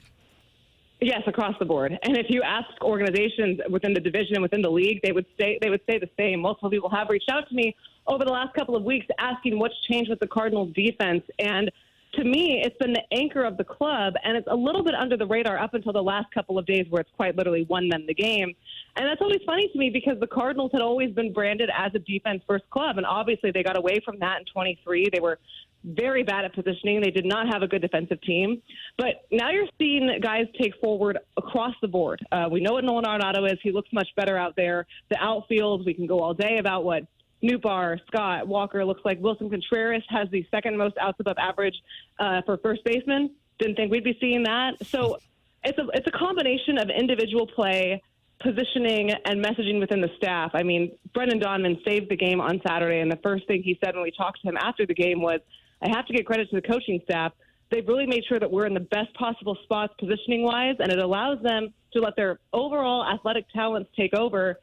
The Cardinals, far across the board, have the best defense in baseball, and it's keeping them afloat. Katie, we've had a lot of these conversations over these last couple of weeks. I've fallen in love with both Ivan Herrera and Victor Scott, but specifically with Herrera. What stands out to you when you see that guy step to the plate? I think it's been a long time, definitely the last 2 seasons, where you would have a player come up in a high-leverage situation, runners on base, runners in scoring position, and you are fully confident that he is going to cash in those runs. And that's how I feel with Ivan Herrera. Whether or not he does or doesn't is besides the point. There is a confidence around him when he steps up to the plate that he's going to do his job and do some damage. It's completely transformed the middle of the order. It's allowed Wilson Contreras, who's coming down to the 5 spot, has been much better, to relax and know that he has a bat behind him if he can't come through. I think with Herrera, you're seeing a true professional hitter, is what Ollie Marmol calls him. And it's been such a long time where the Cardinals had that thump from the right side in the middle of their order. It also allows more breathing room for guys like Jordan Walker starting to get going. Nolan Gorman, assuming he's going to get more playing time now that the Cardinals aren't facing as many lefties. So it goes back to our earlier point. Different guys stepping up that the Cardinals didn't necessarily think that they would, but that was the whole point of the season, right? Runway, transition. We know these words. We're sick of them, but we're going to keep hearing them. This is the design. No, it's not really working for Jordan Walker and Nolan Gorman right now, but it is working for Ivan Herrera. It is working for take your pick down the list. And that is what gives me confidence about this Cardinals club going forward. All right, I did want to ask you about Jordan Walker. We've mostly been positive. We got to talk about him. And to be fair, he hit the home run over the weekend. That ended up winning them that game. It was the only run that they scored, and it was just enough. Katie, I wanted to get your perspective on this because you've been around the club while they've been out of town. We certainly have not. Walker's last 6 starts actually, have all been against left-handed pitchers. Now, some of that is just kind of a quirk in the schedule where the Cardinals have gone up against a lot of lefties lately. Is this something that is by design? Like, is it your understanding that they are primarily going to be playing Walker against lefties? Or is it like hey, he's going to get kind of 2 games on, 1 game off? What is your understanding of Walker's current runway? I think it was more schedule-based than anything. I think the Cardinals saw 6 out of 9 left-handed starters this road trip, which, that's almost never happens. But they also were very clear that they were going to give Walker some runway. They said about Gorman at the end of April. Now it's Walker's turn to go out there every day. Will we see a little bit more inconsistencies and kind of varying the hitters this series, this next homestand? We might. I think that's a problem, not necessarily a problem because you have so many options to choose from. But something that the Cardinals and Ollie Marmol and the hitting coaches need to figure out is how is he going to balance playing time between Jordan Walker, Nolan Gorman, Ivan Herrera, and Alec Burleson. It's interesting because you can't take Herrera out of the lineup right now. There's just no way. So what does that mean for Walker? Is he going to play every day? Seems like it right now. Then you see Gorman and Burleson kind of be put on the back burner for the last road series. So it's a little bit of a both answer. Some of it does have to do with just the weird quirk in the scheduling. but also the Cardinals need to see what Jordan Walker is going to do every day, and hopefully they're going to be able to work in Nolan Gorman and Alec Burleson more consistently. What do you think happens with Gorman for the rest of the season, Katie? It's such a fascinating question because if we're going straight off of performance-based, Alec Burleson has been the better left-handed hitter from a production standpoint, from quality of contact across the board.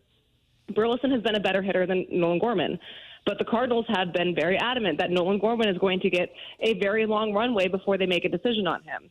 So what the Cardinals are going to end up balancing, if they keep up this current pace of play, is what is going to be more important, the runway of the player or the results of the game. If you're going for the results of the game, right now you're playing Alec Burleson. If you're going for runway, you're playing Nolan Gorman. If you're going for both, you're playing a little bit of each and hoping that, something works out and you get more clarity down the road. I think that's such a fascinating microcosm of what the Cardinals are going to do should they be able to hang around in the division. At what point are they going to prioritize results over runway? Are they going to do that? And how do they make that decision? That's what I'm looking at over the next couple of weeks. Katie's latest piece over on The Athletic is about how Matthew Liberatore cracked the code and rewarded the Cardinals' faith. That is the title. You can read it in its entirety right now over at The Athletic. But Katie, for people that have not read that just yet, how did it happen? How did Matthew Liberatore go from absolute bust of a trade for the Cardinals to really good reliever last year to now arguably their best starter? I think Matthew Liberatore deserves a ton of credit here for the way that he went about it, and we talked about it in the story. He had a mindset change after 22 and 23, which he described as the most difficult years of his career. He was talking to his dad and said, the only way I'm going to figure this out is by going through it. Like, feeling sorry for myself or feeling frustrated is not going to stop, is not going to help me. It's not going to, I'm not going to take advantage of the opportunities I've been given, even if they're difficult. So I just have to embrace it. And that's what he did in 2024, and it led to him being one of their most effective back-end relievers. And credit to the Cardinals coming into spring training. I thought both Ollie Marmol and Dusty Blake were spot on with their assessments of, if this is a transition season, Ollie Marmol said it'd be a disservice to not find out what the upside players in our organization look like right now. And that would be Liberatore, who does have a ton of upside, even if his first 3 years of his career didn't pan out the way that people thought. So, as we know, they put him in the rotation coming out of spring training, and they were adamant that he would get a consistent start. Talking to Dusty Blake, that was the most important thing. He needs to know that he could go in there and sink his teeth into the opportunity, and if he failed, if he struggled, he would still get run out there every 5 days. Well, you give Liberatore that opportunity. He seized it. He hasn't looked back. He's a different pitcher. He's confident. I asked him what was the difference, and he said he's pitching, not throwing. In years prior, especially 22 and 23, when he was spot starter for the Cardinals a lot, he was pitching for his job. He said, I wasn't executing. I wasn't figuring out which pitch would bring the most success. I was trying to throw the pitch that I thought would keep me in the big leagues. And that's not a sustainable way to pitch. This year, he's reading swings. He's reading pitch movement. He's attacking because he knows he's going to have consistency here. And he certainly is going to have consistency if he keeps pitching like this. He's been phenomenal. She's Katie Woo. You can read her great work over at The Athletic. You can always find her on Twitter as well at Katie J. Woo. Katie, looking forward to seeing you out at the ballpark this week. Thanks so much for the time as always. We'll talk with you again soon. Of course, guys. See you soon. Absolutely. That's Katie Woo joining us, as she does each and every Monday here on BK and Ferrario. Cardinals versus the Tigers this week. Game 1 tonight with Sonny Gray on the mound. He will be on the other side of Montero for the Detroit Tigers. Alex, before we get out of here and get into the junk drawer coming up on the other side, I do want to mention something real quick on Jordan Walker. This is something me and T-Bone talked about on the Redbird Report last week. You can check that out over on YouTube, youtube.com/101 ESPN STL if you're looking for some Cardinals-related content. Spencer Torkelson is a guy that we'll see in this series. He is a big-time power hitter in the middle of the lineup for the Detroit Tigers. He's a first baseman, big, like I said, right-handed power bat. When he came up to the big leagues, he got crushed. He was absolutely terrible that first season. Finished that first year as a 22-year-old batting .203 for the Tigers. Had very little pop to speak of, just was not a good player for them. Year 2, comes back up to the big leagues and was better. He was like a slightly above league average hitter, hit 31 home runs that season. It was really just the power, but he was a pretty solid hitter all around. Year 3 comes back and he was once again not very good. So much so that he was sent back down to AAA. And now this year, it is year 4 for him. He's 25 years old, and so far this season in 46 games, 12 doubles, 12 home runs, 38 ribbies, which actually exceeds his total from last year when he played almost 100 games for the Detroit Tigers. He's been one of the best hitters so far this year that's an everyday player.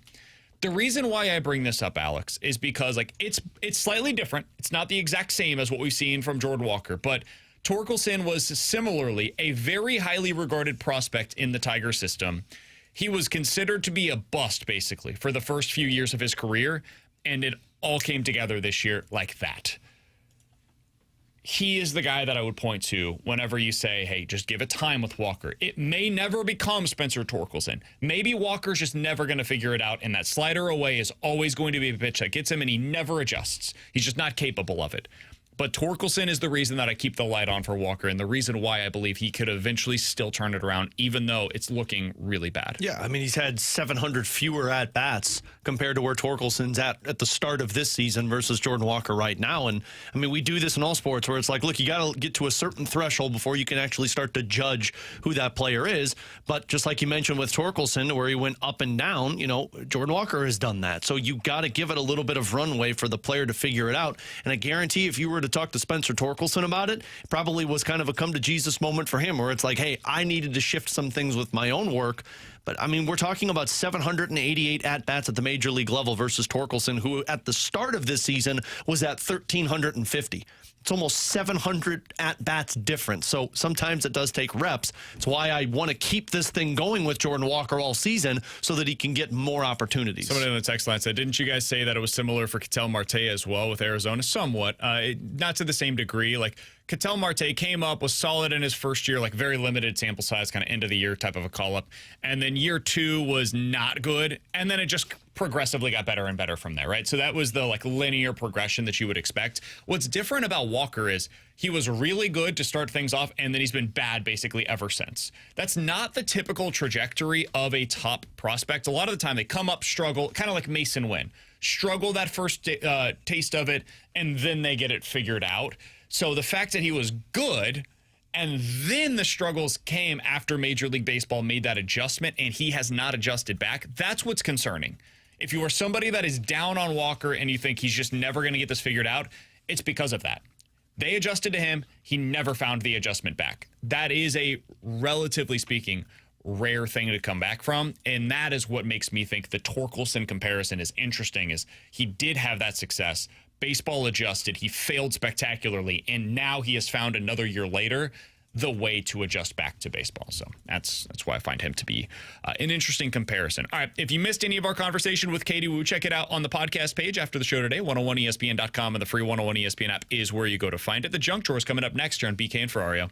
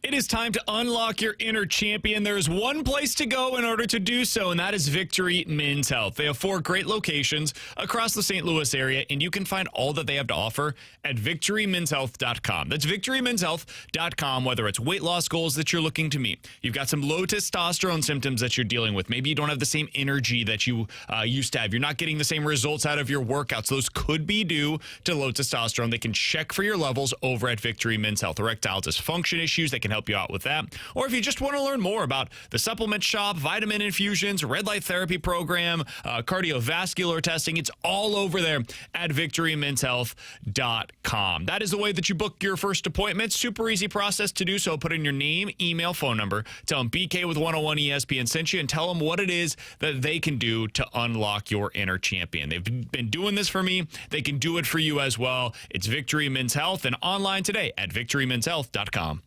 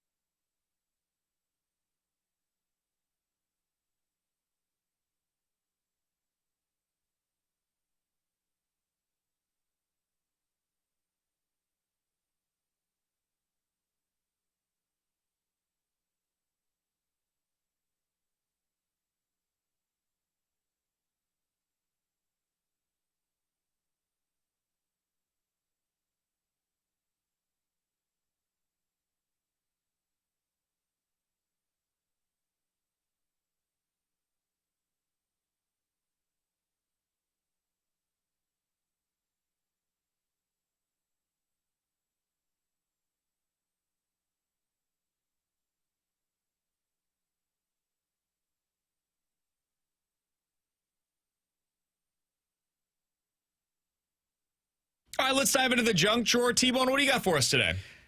Do you guys have interest in getting a tattoo? I think Yes, we've talked about this before. absolutely. I always have. I want a sleeve. Okay, well, then this is great for what I'm about to bring up I was because the same. I didn't know that this was a thing. Did you know that they will put some people asleep for when they get massive tattoos, like whether it be a sleeve or the ones that I've really seen are the full back cover tattoos? So is this Deshaun Watson who did this over the So weekend? Deshaun Watson did it. Oh, jeez. Anthony Richardson's done. I think it was Richardson did it on his back, and then Tank Dell was put to sleep for a big tattoo on his leg. I think it was his left leg. I can't tell you how much I don't want to do that. I didn't know that you I guess that's why they put you to sleep. But I thought I know nothing about tattoos, that they couldn't do like an entire thing at once. I thought they had to do it over time. Yeah, Yeah, I that's think what this I is thought. why. Yeah. I think it's probably just the time. A lot of people don't have 8 hours where they can be laying down while somebody does art on them effectively. And then B, I'm assuming the pain is pretty significant. So the threshold for you to just be in that pain tolerance for that amount of time That sounds would be awful. rough. You couldn't pay me to do that. I also have a fear of anesthesia in general. Oh, I thought you were going to say I think- needles. I was going to go, Was the dude. movie called Awake? Yeah. It's 20 years ago or something. It's a really, relatively speaking, old movie. And there's a guy that's under, but he doesn't actually fall asleep. He just can't speak while he is getting this surgery going. And it's the only thing I can think of now. The only time I've ever had to go under anesthesia was for my wisdom teeth, and it knocked my ass out immediately. So it worked for me, but I have zero always makes me pain anxious. tolerance for that because my parents didn't let me do the go to sleep for wisdom teeth. They were like, hey, you can handle this. And no. And then once I boy. went through my entire thing, obviously when they did the surgery, they put me to sleep. But, when they had to remove the 7 teeth they offered, they're like, hey, do you want us to put you to sleep? And I'm like, yeah, I want to be out for every single thing that you do. Did they put you to sleep or do the one where it's you don't really remember it, but you're actually actually awake. They did the gas to me, so I couldn't feel it, but I was awake. I was out for Okay. for my wisdom Because like teeth. my wisdom teeth, I was technically awake, but like have no memory of it. Until you just remember suddenly you're at home. Yeah, my memory is the oral surgeon standing on top of me, like drilling into my teeth to get the wisdom teeth out, and I don't remember anything until I was leaving. Like, I was asleep the whole time, and then the first thing that I remember is leaving the dentist or whatever. So you might have actually been awake. I was asleep. I was actually out. Okay, well, I've been put to sleep twice for sure, which is when I had my hernia surgery and when I had appendectomy. And let me tell you, when you wake up, that is just weird. It's insane. Because all of a sudden you're there. Like, I remember the doctor being like, okay, you're going to count to 10. You're going to be asleep. And I'm like, yeah, okay, tough guy. And then I woke up and nobody's there. Oh, yeah, no, but between all of the, like, colonoscopies that I've had to go through and, like, the stuff, that is no joke. They'll say count back from 10. I get to 7 and I'm out. I'm like, no way. No way. There's no fighting it. Would you do a sleeve, T-Bone? Oh, no chance. I don't have the pain tolerance for it. I would probably have to be put to sleep, and I just have no interest in doing that. I just don't have enough things that I'm interested in. Like, that's why I've never gotten a tattoo. I don't know what I would get. Now I could get my daughter's names, but then it's like, I don't know the design. I'm not artistic enough to think if it would even look good. So that's my big thing. Once we have kid number 2, I'll probably consider doing something. I don't know what it'll be. Probably be something like a shoulder or whatever. I've always told Katie it's like right on the inside of your bicep, which she's like, that's painful, right? And I'm like, yeah, I figured, but it's the only spot and it's the only thing I could think of, but I have no idea what. My bigger concern is like at some point, God willing, I'll be 70 years old, flabby and disgusting, and then I'll just have these like tattoos on my arm that are just like stretched out from all the time. That's the other thing that comes to mind and makes me a little more hesitant. Put it somewhere where when you get old, you just will never see it, Yeah. That's why you don't do the whole sleeve. Yeah, you just do a little back, so you just never see it. Everybody else is just lower back. Even the shoulder, I think you wouldn't see all that much. Yeah, my brother-in-law has one on his shoulder blade, and unless he's wearing like a cutoff shirt, you can't see it. All right, he's Alex. Let's T-Bone on BK. We should all do it together at the same time. By the way, Pilates went well this weekend. Nobody asked, man.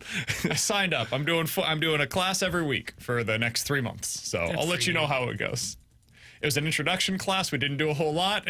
And I know that first class on Thursday, I'm going to be regretting it. But that's where we're at. All right, are you doing it Thursday? Like this Thursday? Yeah, what? Oh, T-Bone, you're by yourself on Friday because I'm out. He ain't showing up. All right, me and Bradford will lead the charge. Coming up next, Yvonne Herrera is making all of us question things in different ways. We'll explain next here on BK and Ferrario.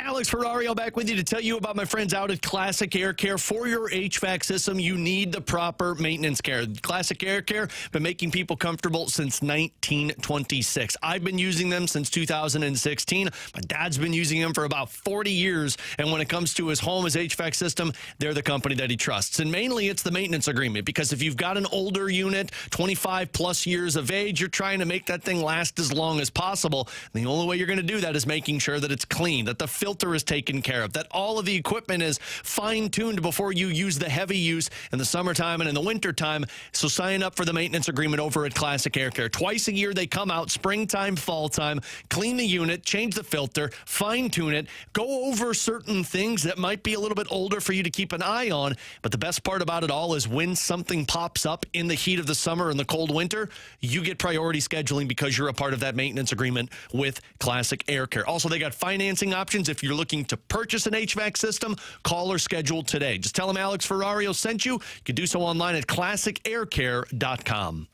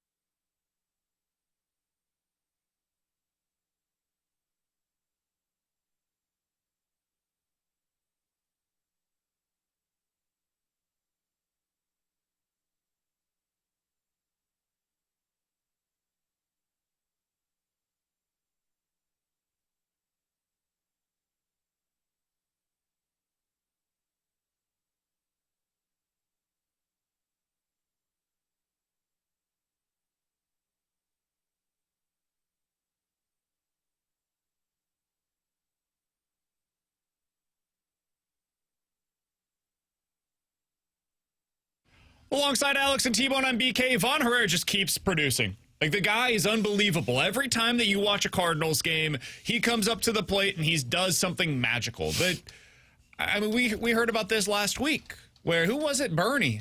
So the only young player that reminded him of this kind of poise at the plate Was Bobby Bonilla. was the guy that was the best right-handed hitter of his generation, in Albert Pujols.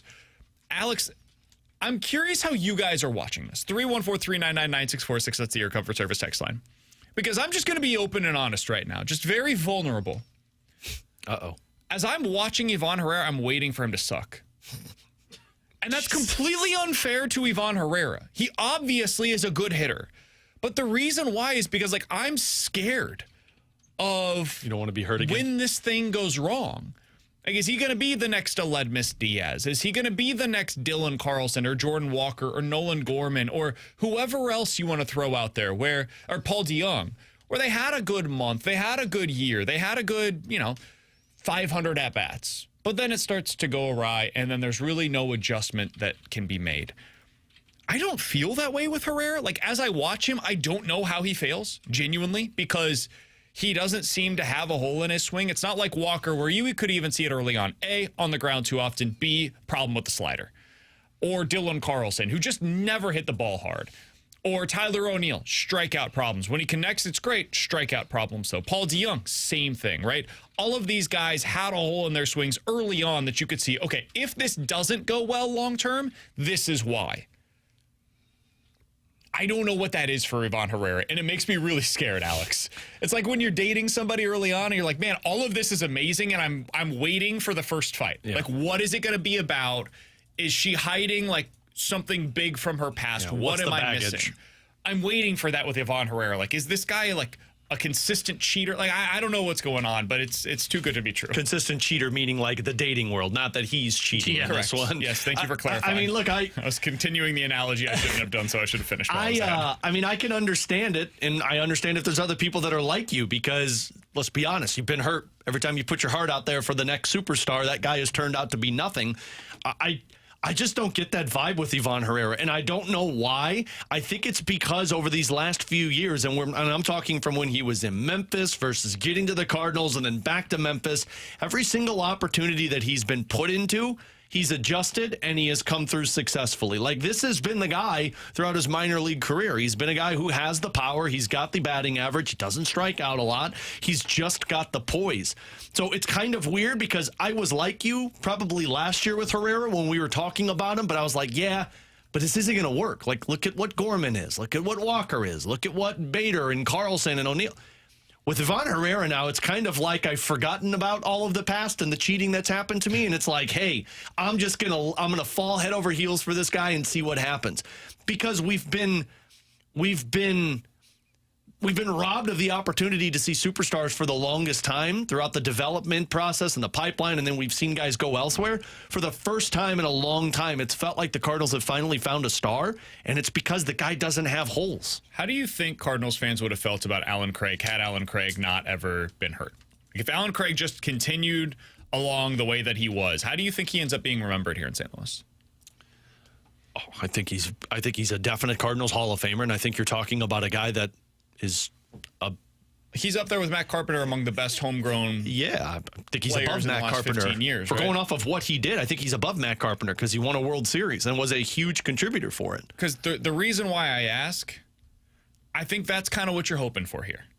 Like, I think the production that they were able to get out of Allen Craig, where it's a consistent like 15 to 20 home runs, and there may be more pop than that in Ivan Herrera, but just to set the bar low. But lots of doubles, consistently comes through in the clutch, 300 type of a hitter, like all of those things. That is what Ivan Herrera is now and hopefully projects to be down the road. For them to be able to just like under the radar produce a player like this from their system, it's crazy, man. Yeah, absolutely insane. It's unbelievable they've been able to do this.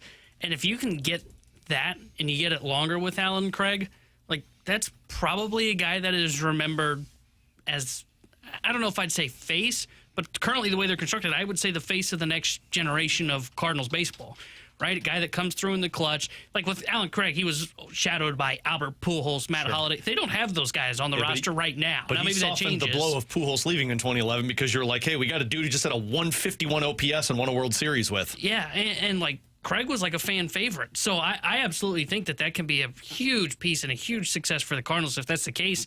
And to your question of like, are you expecting like the next shooter? I'm not. I mean, he's played in 111 career games, and it's not like the profile's changed a lot, right? He hit almost 300 in a small sample size in 13 games in 23. He hit 300 last year, and now he's just casually hitting 429. Now, that's not going to sustain, but he can definitely be what his career slash line is, in my opinion, close to 300 hitter, and a guy that's got a little bit of pop in his bat. I think he's going to be Contreras plus. That's who he reminds me of, is Contreras plus. And I guess it's not that I'm waiting for the other shoe to drop, BK. It is more of like, it has only been 333 at-bats. Sure. You know, like, it's not that I'm expecting it to go bad, but I am wondering, will it? Because you still have, like, 1,000 at-bats is probably when you get there and you're like, oh, okay, now you've got something. This is his second full season as a major leaguer. Like, I'll give you something, right? This is something that I'm watching. I just want to see what it looks like. He's crushing fastballs, like absolutely crushing them. I don't know why anybody throws him fastballs at this point, honestly. He's slugging 900 against them with a 500 batting average. This might be why. Because he also crushes breaking balls right now. Breaking balls, he's batting 360 against them with an 900 slugging percentage as well. The only thing that he's had basically no success against this year is off-speed pitches. And last year, he was really good against them. Yeah, so there's no holes. So like, I don't know what you do against Ivan Herrera. The one thing that I could see pitchers start to go toward is like change-up, curveball, sweeper, just off-speed and breaking stuff constantly against him.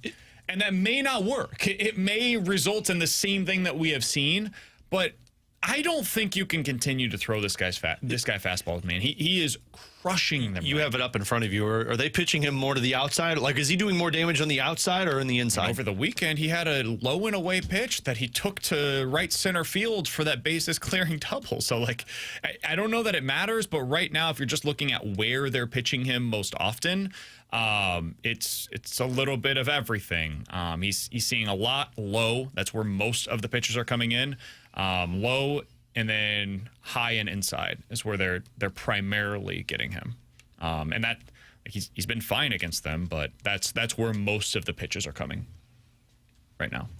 And he's still doing this. I think you guys think you just might have to come to terms with you have a star. I'm okay with that. I can come to terms with that rather quickly. I mean, for how much complaining and whining we've been doing for the longest time, you don't have to worry about the team going out and spending $600 million on a star. If you can develop them internally, you just have to pay them. All right, so I did want to get to something. This comes from Redbird Rants. They've actually had some really, really good stuff over there on their website lately, by the way. Worth checking out if you're a Cardinals fan. They ranked their 10 most valuable young players currently in the organization. So that's at the big league level and down below, right? So you can include any of the prospects, etc. I wanted to read you their rankings, Alex, and tell me if you disagreed with something and like how you would put these together as your top 5, okay?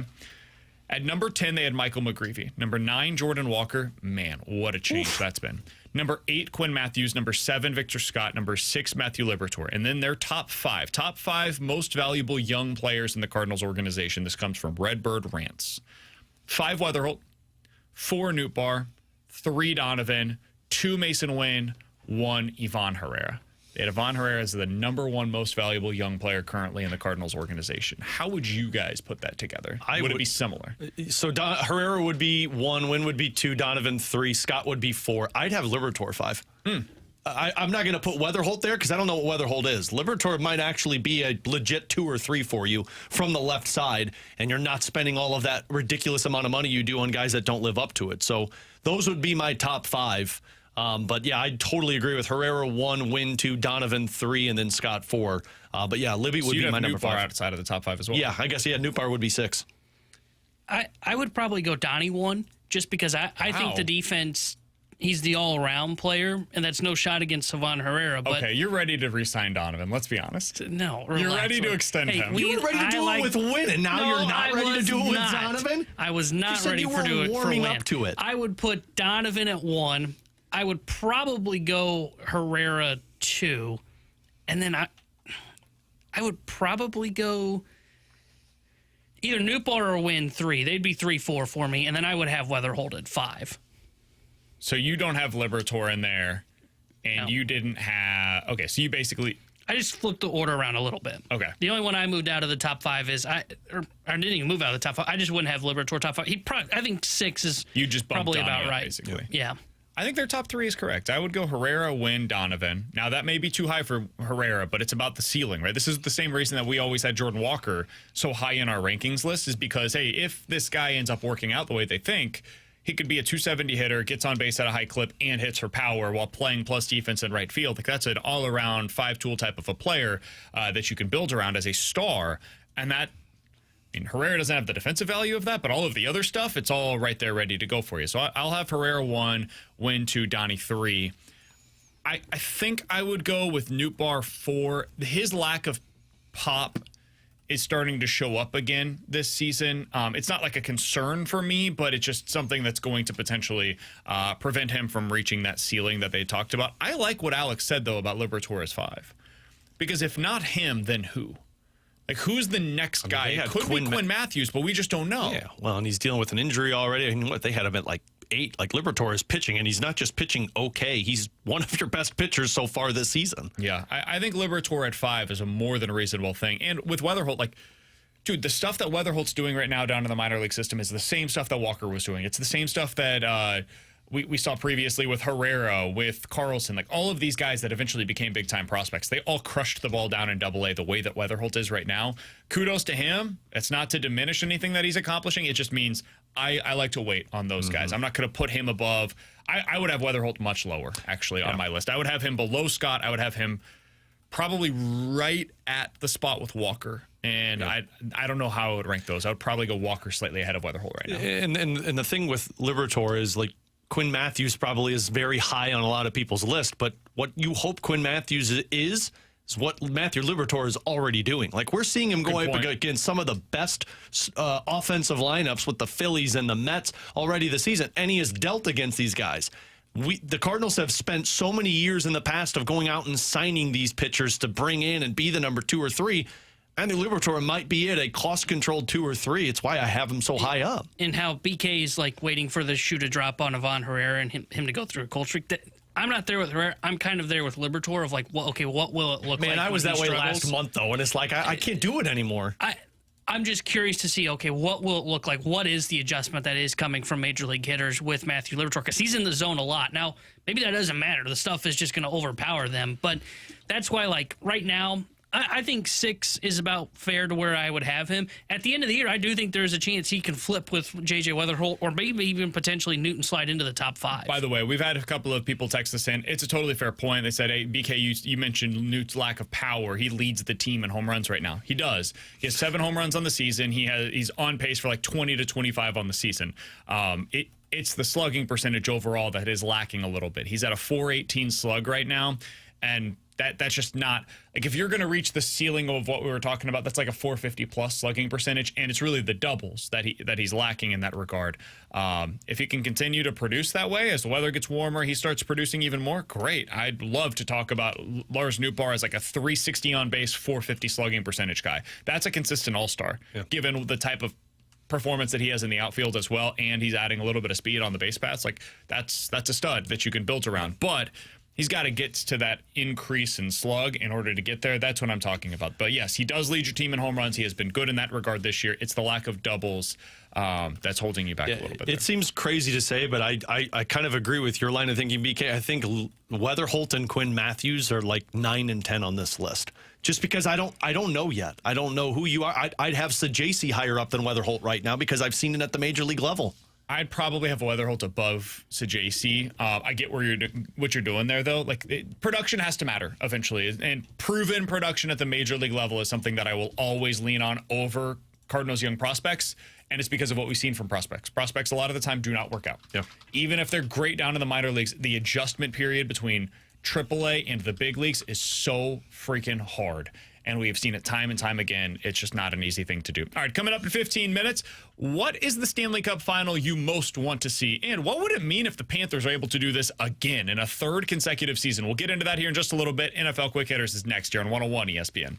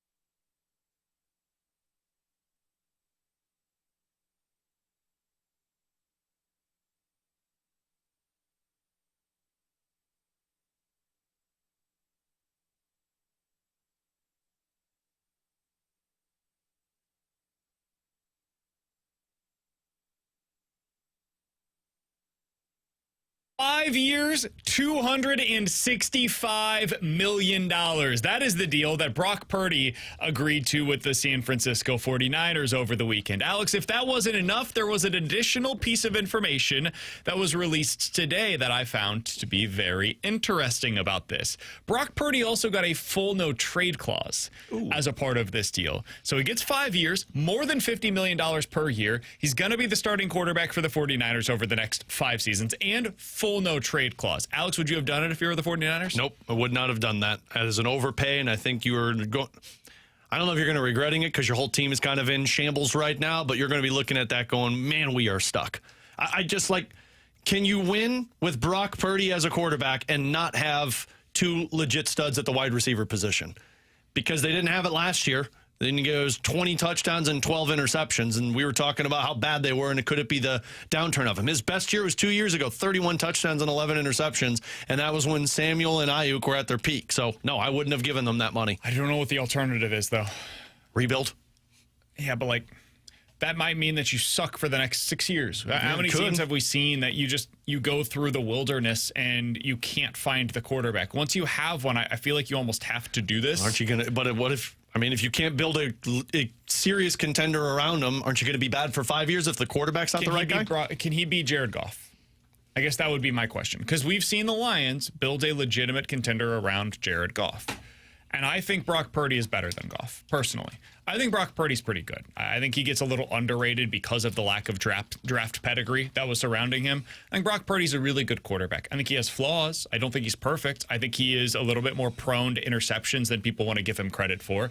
And I think he's closer to Jordan Love than he is Josh Allen, Patrick Mahomes, Lamar Jackson. But to answer my own question, would I have done this? I think I would have, man. And I know people will call me crazy for that, but I would have been much more likely to do this than I would have been for the Tua contract that he was able to get from the Miami Dolphins. T-Bone, what was your reaction when you saw this over the weekend? I mean, I don't know if I would have done it, but I agree with you. I feel like you had to do it because, I just don't know what your alternative is. And I would have understood if you said, hey, look, we are trending in the wrong direction. It is time for us to kind of reset this whole thing. But, let's be honest. One, to your point, it takes a while to find that next quarterback potentially. And two, they lucked in to Trey Lance. They took him as Mr. Irrelevant. Brock Purdy, excuse me. They drafted Trey Lance to be the guy that was supposed to be the savior for the franchise. They traded picks and moved up to get him, and he flopped spectacularly. So I think you had to do it. Is he worth being a top 10 quarterback paid in the NFL? Probably not. But, to your point on Goff, I think Goff's slightly better. I'd give the edge to Goff. But I think he's kind of in that same kind of range as Jared Goff. So I think you can still build a winner around him. They're going to have to reset their books and go a little bit younger and get more better skill set players around him. But, yeah, to me, you had to do this contract. All right, next thing up, the 49ers would be potentially considered among these teams. How many teams can legitimately win the Super Bowl this year? The Athletic put out their projections. They've got a model, Alex, that they use. And I want to read you all of the teams. There's 10 of them that had, according to The Athletic, at least a 5% chance of making it to and winning the Super Bowl this year. Now, it's worth noting, all of the teams I'm about to mention are somewhere between 5 and 12% in terms of their odds to win the Super Bowl. So they're all really just kind of crunched in there together. The Ravens, according to The Athletic's model, have the best chance this year to win the Super Bowl at 12%. And then after that, Ravens, Bills, Chiefs, Eagles, Bengals, Lions, 49ers, Buccaneers, Packers, Rams. Alex, of those 10, do you think all of them have a real chance to win the Super Bowl? No, I wouldn't put the Buccaneers, I wouldn't put the 49ers, and I wouldn't put the Packers in. So you're at 7 out of those 10. Do you think anybody else that was not mentioned? Yeah, I'd put the Commanders in. Okay. I don't know why the Commanders, how are the Buccaneers in but not the Commanders? They have them as a team that's likely to win 8 or 9 games this year. Yeah, the old sophomore slumps are coming, I see. Yeah, those would be my 8 teams that I could see in there because the Rams, yes, Detroit, yes, Philly, Washington were my teams from the NFC, and then it was Cincinnati, Baltimore, Kansas City, and Buffalo. And you said take out who? Packers and Buccaneers. And 49ers, yeah. Am I crazy? I might be on a little of the taking the Rams out? No, are you kidding me? Whose house? It's our house, baby. Bengals? I would take them off of there. I know, look, their offense is fun. Yeah. They couldn't stop a high school football team last year. And you got the Trey Hendrickson BS going on right now. Yeah. I'm not even convinced he's going to be there. I think he will be, but Would you replace Houston with Cincinnati? no, I don't think Houston's in there. I would just take Cincinnati out. I think there's 3 teams in the AFC. I think it's Baltimore, Buffalo, Kansas City. Yeah. Are we positive the Chargers can't? I don't think they can. I think they're still a couple pieces short. Yeah. Okay. That was the team that I was like, I kept going back and forth. I don't know that they have the weaponry. I don't know if they have the offense necessary in order to go into the playoffs and play against the Ravens or the Chiefs or the Bills or all 3 of them, potentially even the Bengals, and they've got to score 30-plus points in like 2 of those 3 games. Can they do that? Probably not. But that was a team that came to mind that I thought maybe it was worthy of some discussion. Broncos are another team. I don't think they can. That defense might be the best in the league I'd this put year, the though. Broncos over the Chargers. And the AFC West is going to be really interesting, man. The Raiders, I think, are going to be better. They're not in this category, but that's going to be a frisky, like 7-ish win team with Geno Smith. They'll have a good running game this year with Ashton Genty. They've got Brock Bowers, who's absolutely terrifying on the football field. Pete Carroll will put together some kind of solid defense. That team's going to be more interesting than people are expecting. I think the NFC is going to be trash. I think you're going to have 3 really good teams and then everyone else. See, I think the NFC might be better than the AFC. Oh, really? I think the top of the AFC is better. Oh, yeah, that I would agree with. Yeah, that's fair, but I think the NFC's deeper, and I think that's what makes it to that spot. You think so? I think the AFC I think is the so Eagles, much deeper. Commanders, I could see them winning the Super Bowl. Same with the Lions. Though I wouldn't have the Packers there, I do think that the Packers will be in that conversation. They're on the fringe. You guys know I'm not to be trusted with the Packers. We know. I think the Bears are going to be better this year. We'll see about the Vikings. What are you looking at me for? Just because Caleb Williams doesn't. You don't know think who's the Bears refilling. are actually good? I think they're going to be better. I didn't say they were going to be good. better But I think they're meaning going to be 6 better. or 7 but I think wins. that adds to the depth but of I the could look- conference. You want to do this in the AFC real Yeah, I was quick? going to say, I could look at 3 teams and think they're going to be better than that. Bills, Ravens, Bengals, Texans, Chiefs, Chargers, Broncos. Okay. I think the AFC is better. The top 3 in the AFC are better than anything that the NFC other than the Eagles has to offer. That I would agree with. Yeah. I just think I just everybody think the top else, of the when you AFC look is at the much better. middle, is better from the NFC standpoint. Oof, I think the middle is going to be brutal. You got the Saints, Panthers, Cardinals, Seahawks, bottom, though. Giants. That's the bottom of the NFC. The middle, okay, Dallas, Green Bay, Minnesota, which, we don't even know what that quarterback is right now. I think Minnesota's going to be good next year. I think they're the team that we didn't discuss that might actually be closer to the top of this list.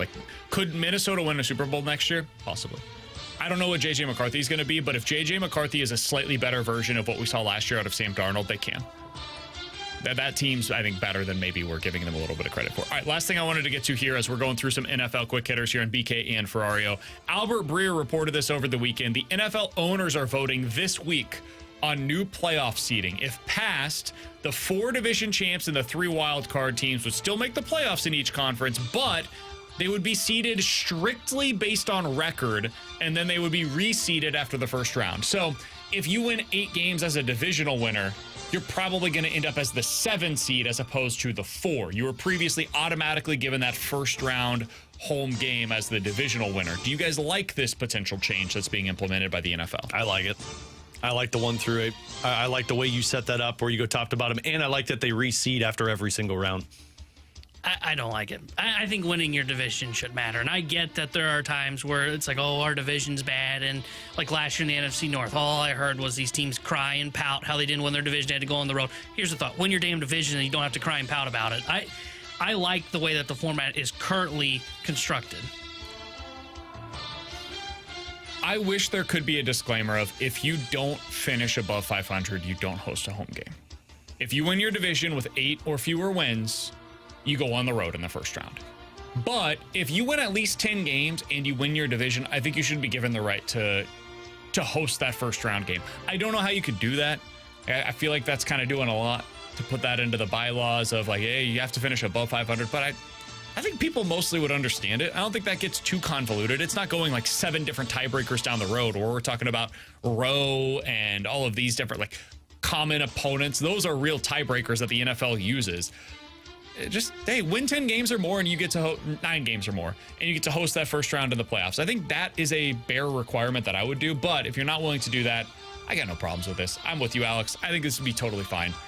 If you end up winning your division but not hosting a home game, hey, here's something I can tell you, T-Bone, win more football games. Win more football games. And then you get to go and host a game at home.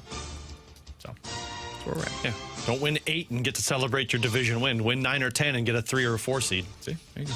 Just get rid of divisions, just screw it. What is about The whole scheduling? thing. The whole reason that you have could divisions come up with is a for better scheduling. format then, right? You don't have to play one team twice if you didn't have schedules or conferences. I mean, no, just get rid of it. If you're gonna get rid of the seeding, then get rid of the divisions. It's like the NBA. The divisions have. Did you know there were divisions in the NBA? Yeah. No, you didn't. I did. Again, it's for scheduling. It's for travel There's and divisions scheduling. in all sports. Stupid. There's a division so you're not going east to west coast Win your nonstop. damn division, and you can host a playoff Yeah, game. sure. Tell that to the 7-win Carolina Panthers when they win their division. And by the way, if you are as good as you say you are, and you are a 12-win team, and you have to go on the road, and you're complaining about, we got to travel to an 8-9 team that won the NFC South, well, then beat them, right? You should be the better football team, and it doesn't matter home or away. Sure. I'm fine with that. I also have no problem with this. I just don't care either way. I know that's a bad place to be as a radio host where I'm supposed to give the strongest possible opinion on the 12-win wild card team traveling to the 10-win divisional winner. I don't care. If you want to go with the other direction, cool by me. I personally think if you go below 500, you shouldn't host that game. If you go above 500, though, I've got no issues with that. Coming up next, what's the Stanley Cup final you most want to see? And what would it mean if the Panthers are actually able to do this again? We'll talk about it next year on 101 ESPN.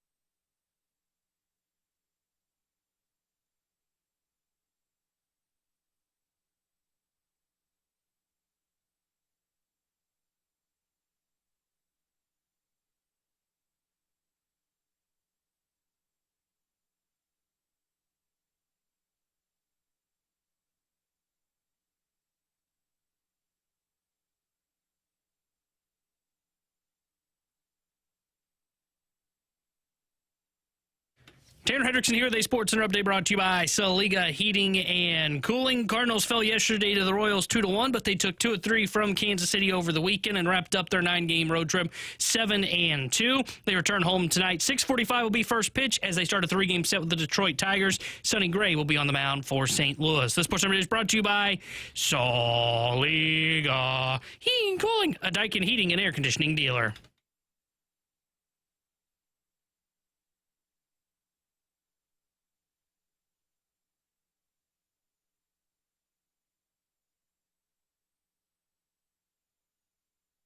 Alongside Alex and T-Bone, I'm BK. So who do you want to win the Stanley Cup final? And really, who do you want to see in the Stanley Cup final? It's a question that we're going to be talking about here on BK and Ferrario.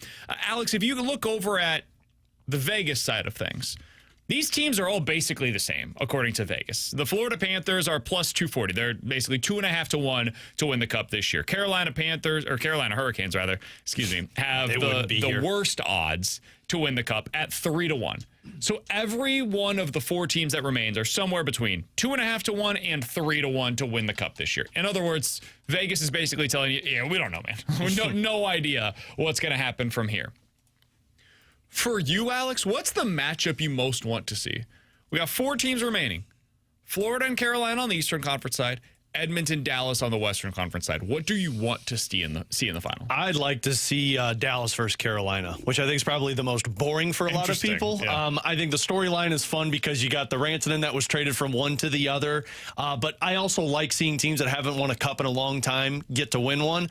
And I know the popular pick is Edmonton versus Florida for another time. Which I won't be disappointed about because that's going to be very entertainment hockey.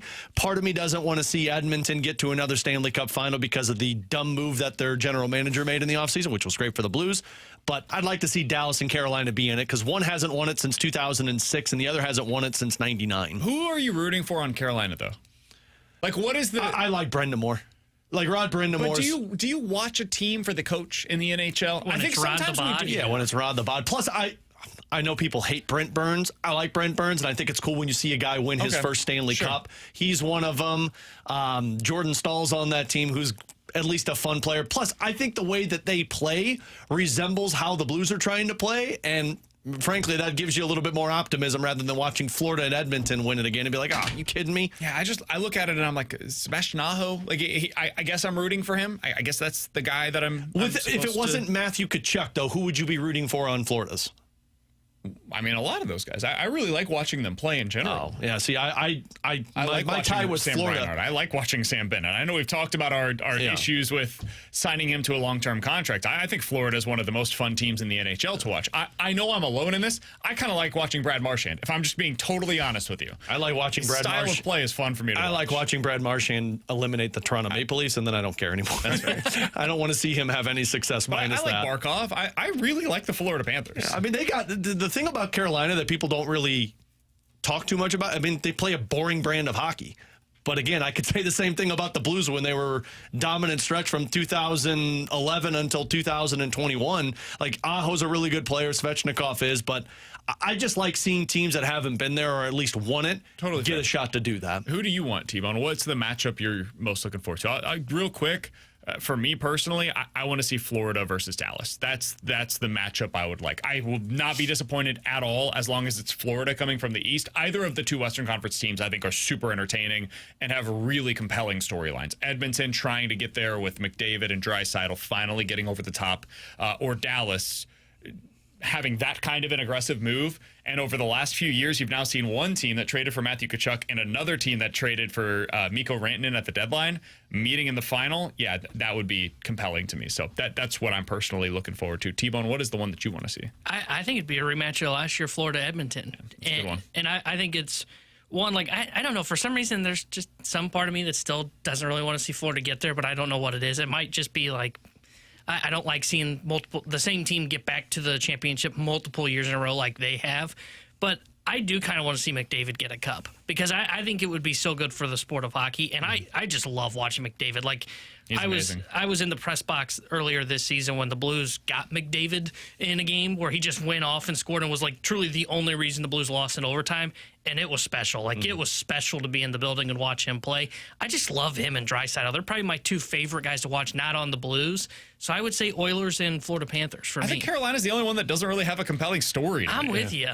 I don't know. Like I said, Other than breaking through, because they've been so close. Like, they've reached the playoffs, been bounced mostly in the second round for like 5 consecutive seasons. And if you like basically. aggressive moves like you mentioned with Dallas, I mean, Carolina technically was the one that started the aggressive move, and they also made the aggressive move to go get Stankoven because they knew they weren't going to keep Rantanen. And my favorite part of that is then they waved the white flag when it failed. Again, they're a very boring team, and that's why nobody cares about Carolina. Plus, the narrative behind them is they don't like to spend money, so you don't want to see that team have success. I totally get it, but there's just something about when teams just remain consistently good, and you want to see them break through at some point. By the way, somebody mentioned on our YouTube chat, what kind of Blues fan is Alex wanting Jamie Benn to win a Stanley Cup? Say what you want about Jamie Benn. You can hate him in St. Louis. Dude is a great captain, and he consistently finds ways to win. So, plus he punched Mark Scheifele in the mouth. There you go. So one of the other things that I did want to bring up here, because we were talking about this before the show today, Alex. We're like, Carolina. I keep doing that. The Panthers, it's throwing me off here. Florida has a real chance to make it to their 3rd consecutive cup this year. A real shot to do it. All they got to do is win 4 more games against Carolina. The last team to do that was Toronto or Tampa Bay, and I legitimately forgot they did it. Yeah, I legitimately forgot Tampa had done it because a couple of those are like during COVID. Yeah. It was the bubble season and then the shortened year. So it was a weird time to be able to do it, but in non-COVID seasons, the last time that we saw an NHL team go to 3 consecutive Stanley Cup finals was Edmonton in 1982 through 1985. It's been 40 years since we've seen a team do this, man. Yeah. Like, Pittsburgh didn't do it. The Blackhawks did not do it. I think that's what I'm most rooting for right now, is just to be able to witness that. T-Bone, I know you said you don't like seeing teams do this where they end up just like continuously getting back. Dude, I think that's what makes the best storylines. I know it can be quote unquote boring. You know what was really fun? Seeing LeBron versus Steph every year. It was amazing. And once you get there, you're like, this feels big because those guys are here. The Super Bowl right now feels big because Mahomes is involved, or it felt big because Brady was always there. And so you almost like, that becomes Goliath because Brady's a part of it, and David is whoever comes from the NFC. And I think that's what it's going to feel like if you end up with Florida back in it this year, where like they're the big dog, right, that everybody's trying to hunt down. And then you've got 2 of the best in the world on the other side if Edmonton gets back, trying to overcome last year. They nearly did it. 3-0 deficit in the series, forced to game 7, and then ultimately lose that one. Or Dallas, where they've been building and building and building, and finally, can they be the team that topples Florida in the Stanley Cup final? That, to me, is the most compelling storyline, is to see a team do what has not been done in 40 years in a non-COVID season. Yeah, I mean, it's going to be exciting if you get to that. I do understand T-Bone's point, because for me, it does get annoying after a while where it's like, okay, we've had enough of this. We get it. That Kachuk guy's really good. Like, and that's, I think, even the worst part about it. It's like, cool, let's just keep throwing salt on that open wound of like, hey, Matthew Kachuk. But here's the thing. Like, I know Pittsburgh didn't do it because I think they got to 2 in a row and didn't get to the 3rd. Detroit didn't. Those teams were legacy teams. Like they were, it was every single year you knew what to expect. And that's the thing with Florida. And I think the reason Florida is such a sexy team right now is because their general manager just keeps making good moves. Like he keeps finding these guys. Like he's 27-year-old Kachuk. He's got 2 guys that are performing that are 23 and 25 years old. Seth Jones, people were done with, and Seth Jones was the best player in that second round. He got a 28-year-old defenseman who's the #1 guy off of waivers. Like sometimes you just appreciate when teams continue to find success, and that is the Panthers. Are they a dynasty if they win back-to-back and it would be 2 in 3 years? If you win 2 out of 3 in the NHL, I think that qualifies. And if you're there for 3 straight years, like I know Tampa won 3, but they'd have to win it this year. Just getting back does not qualify. But if they win it this year, then yes. Because like I was looking like sometimes I think some people would say like you need 3 championships, like the Blackhawks in their run. It was 3 in 9 years, but they also had like 5 conference finals appearances in that same stretch. That's in that no 9 doubt. years. Yeah. That one, no doubt about it. So I don't know if it's too early to say that it would be a dynasty if they win back-to-back. No, I don't think so. Especially because it's not like the core is going to be aging out. Like it's going to be the same team again next year. Everything's the same. Coming up next, the Rewind here on BK and Ferrario.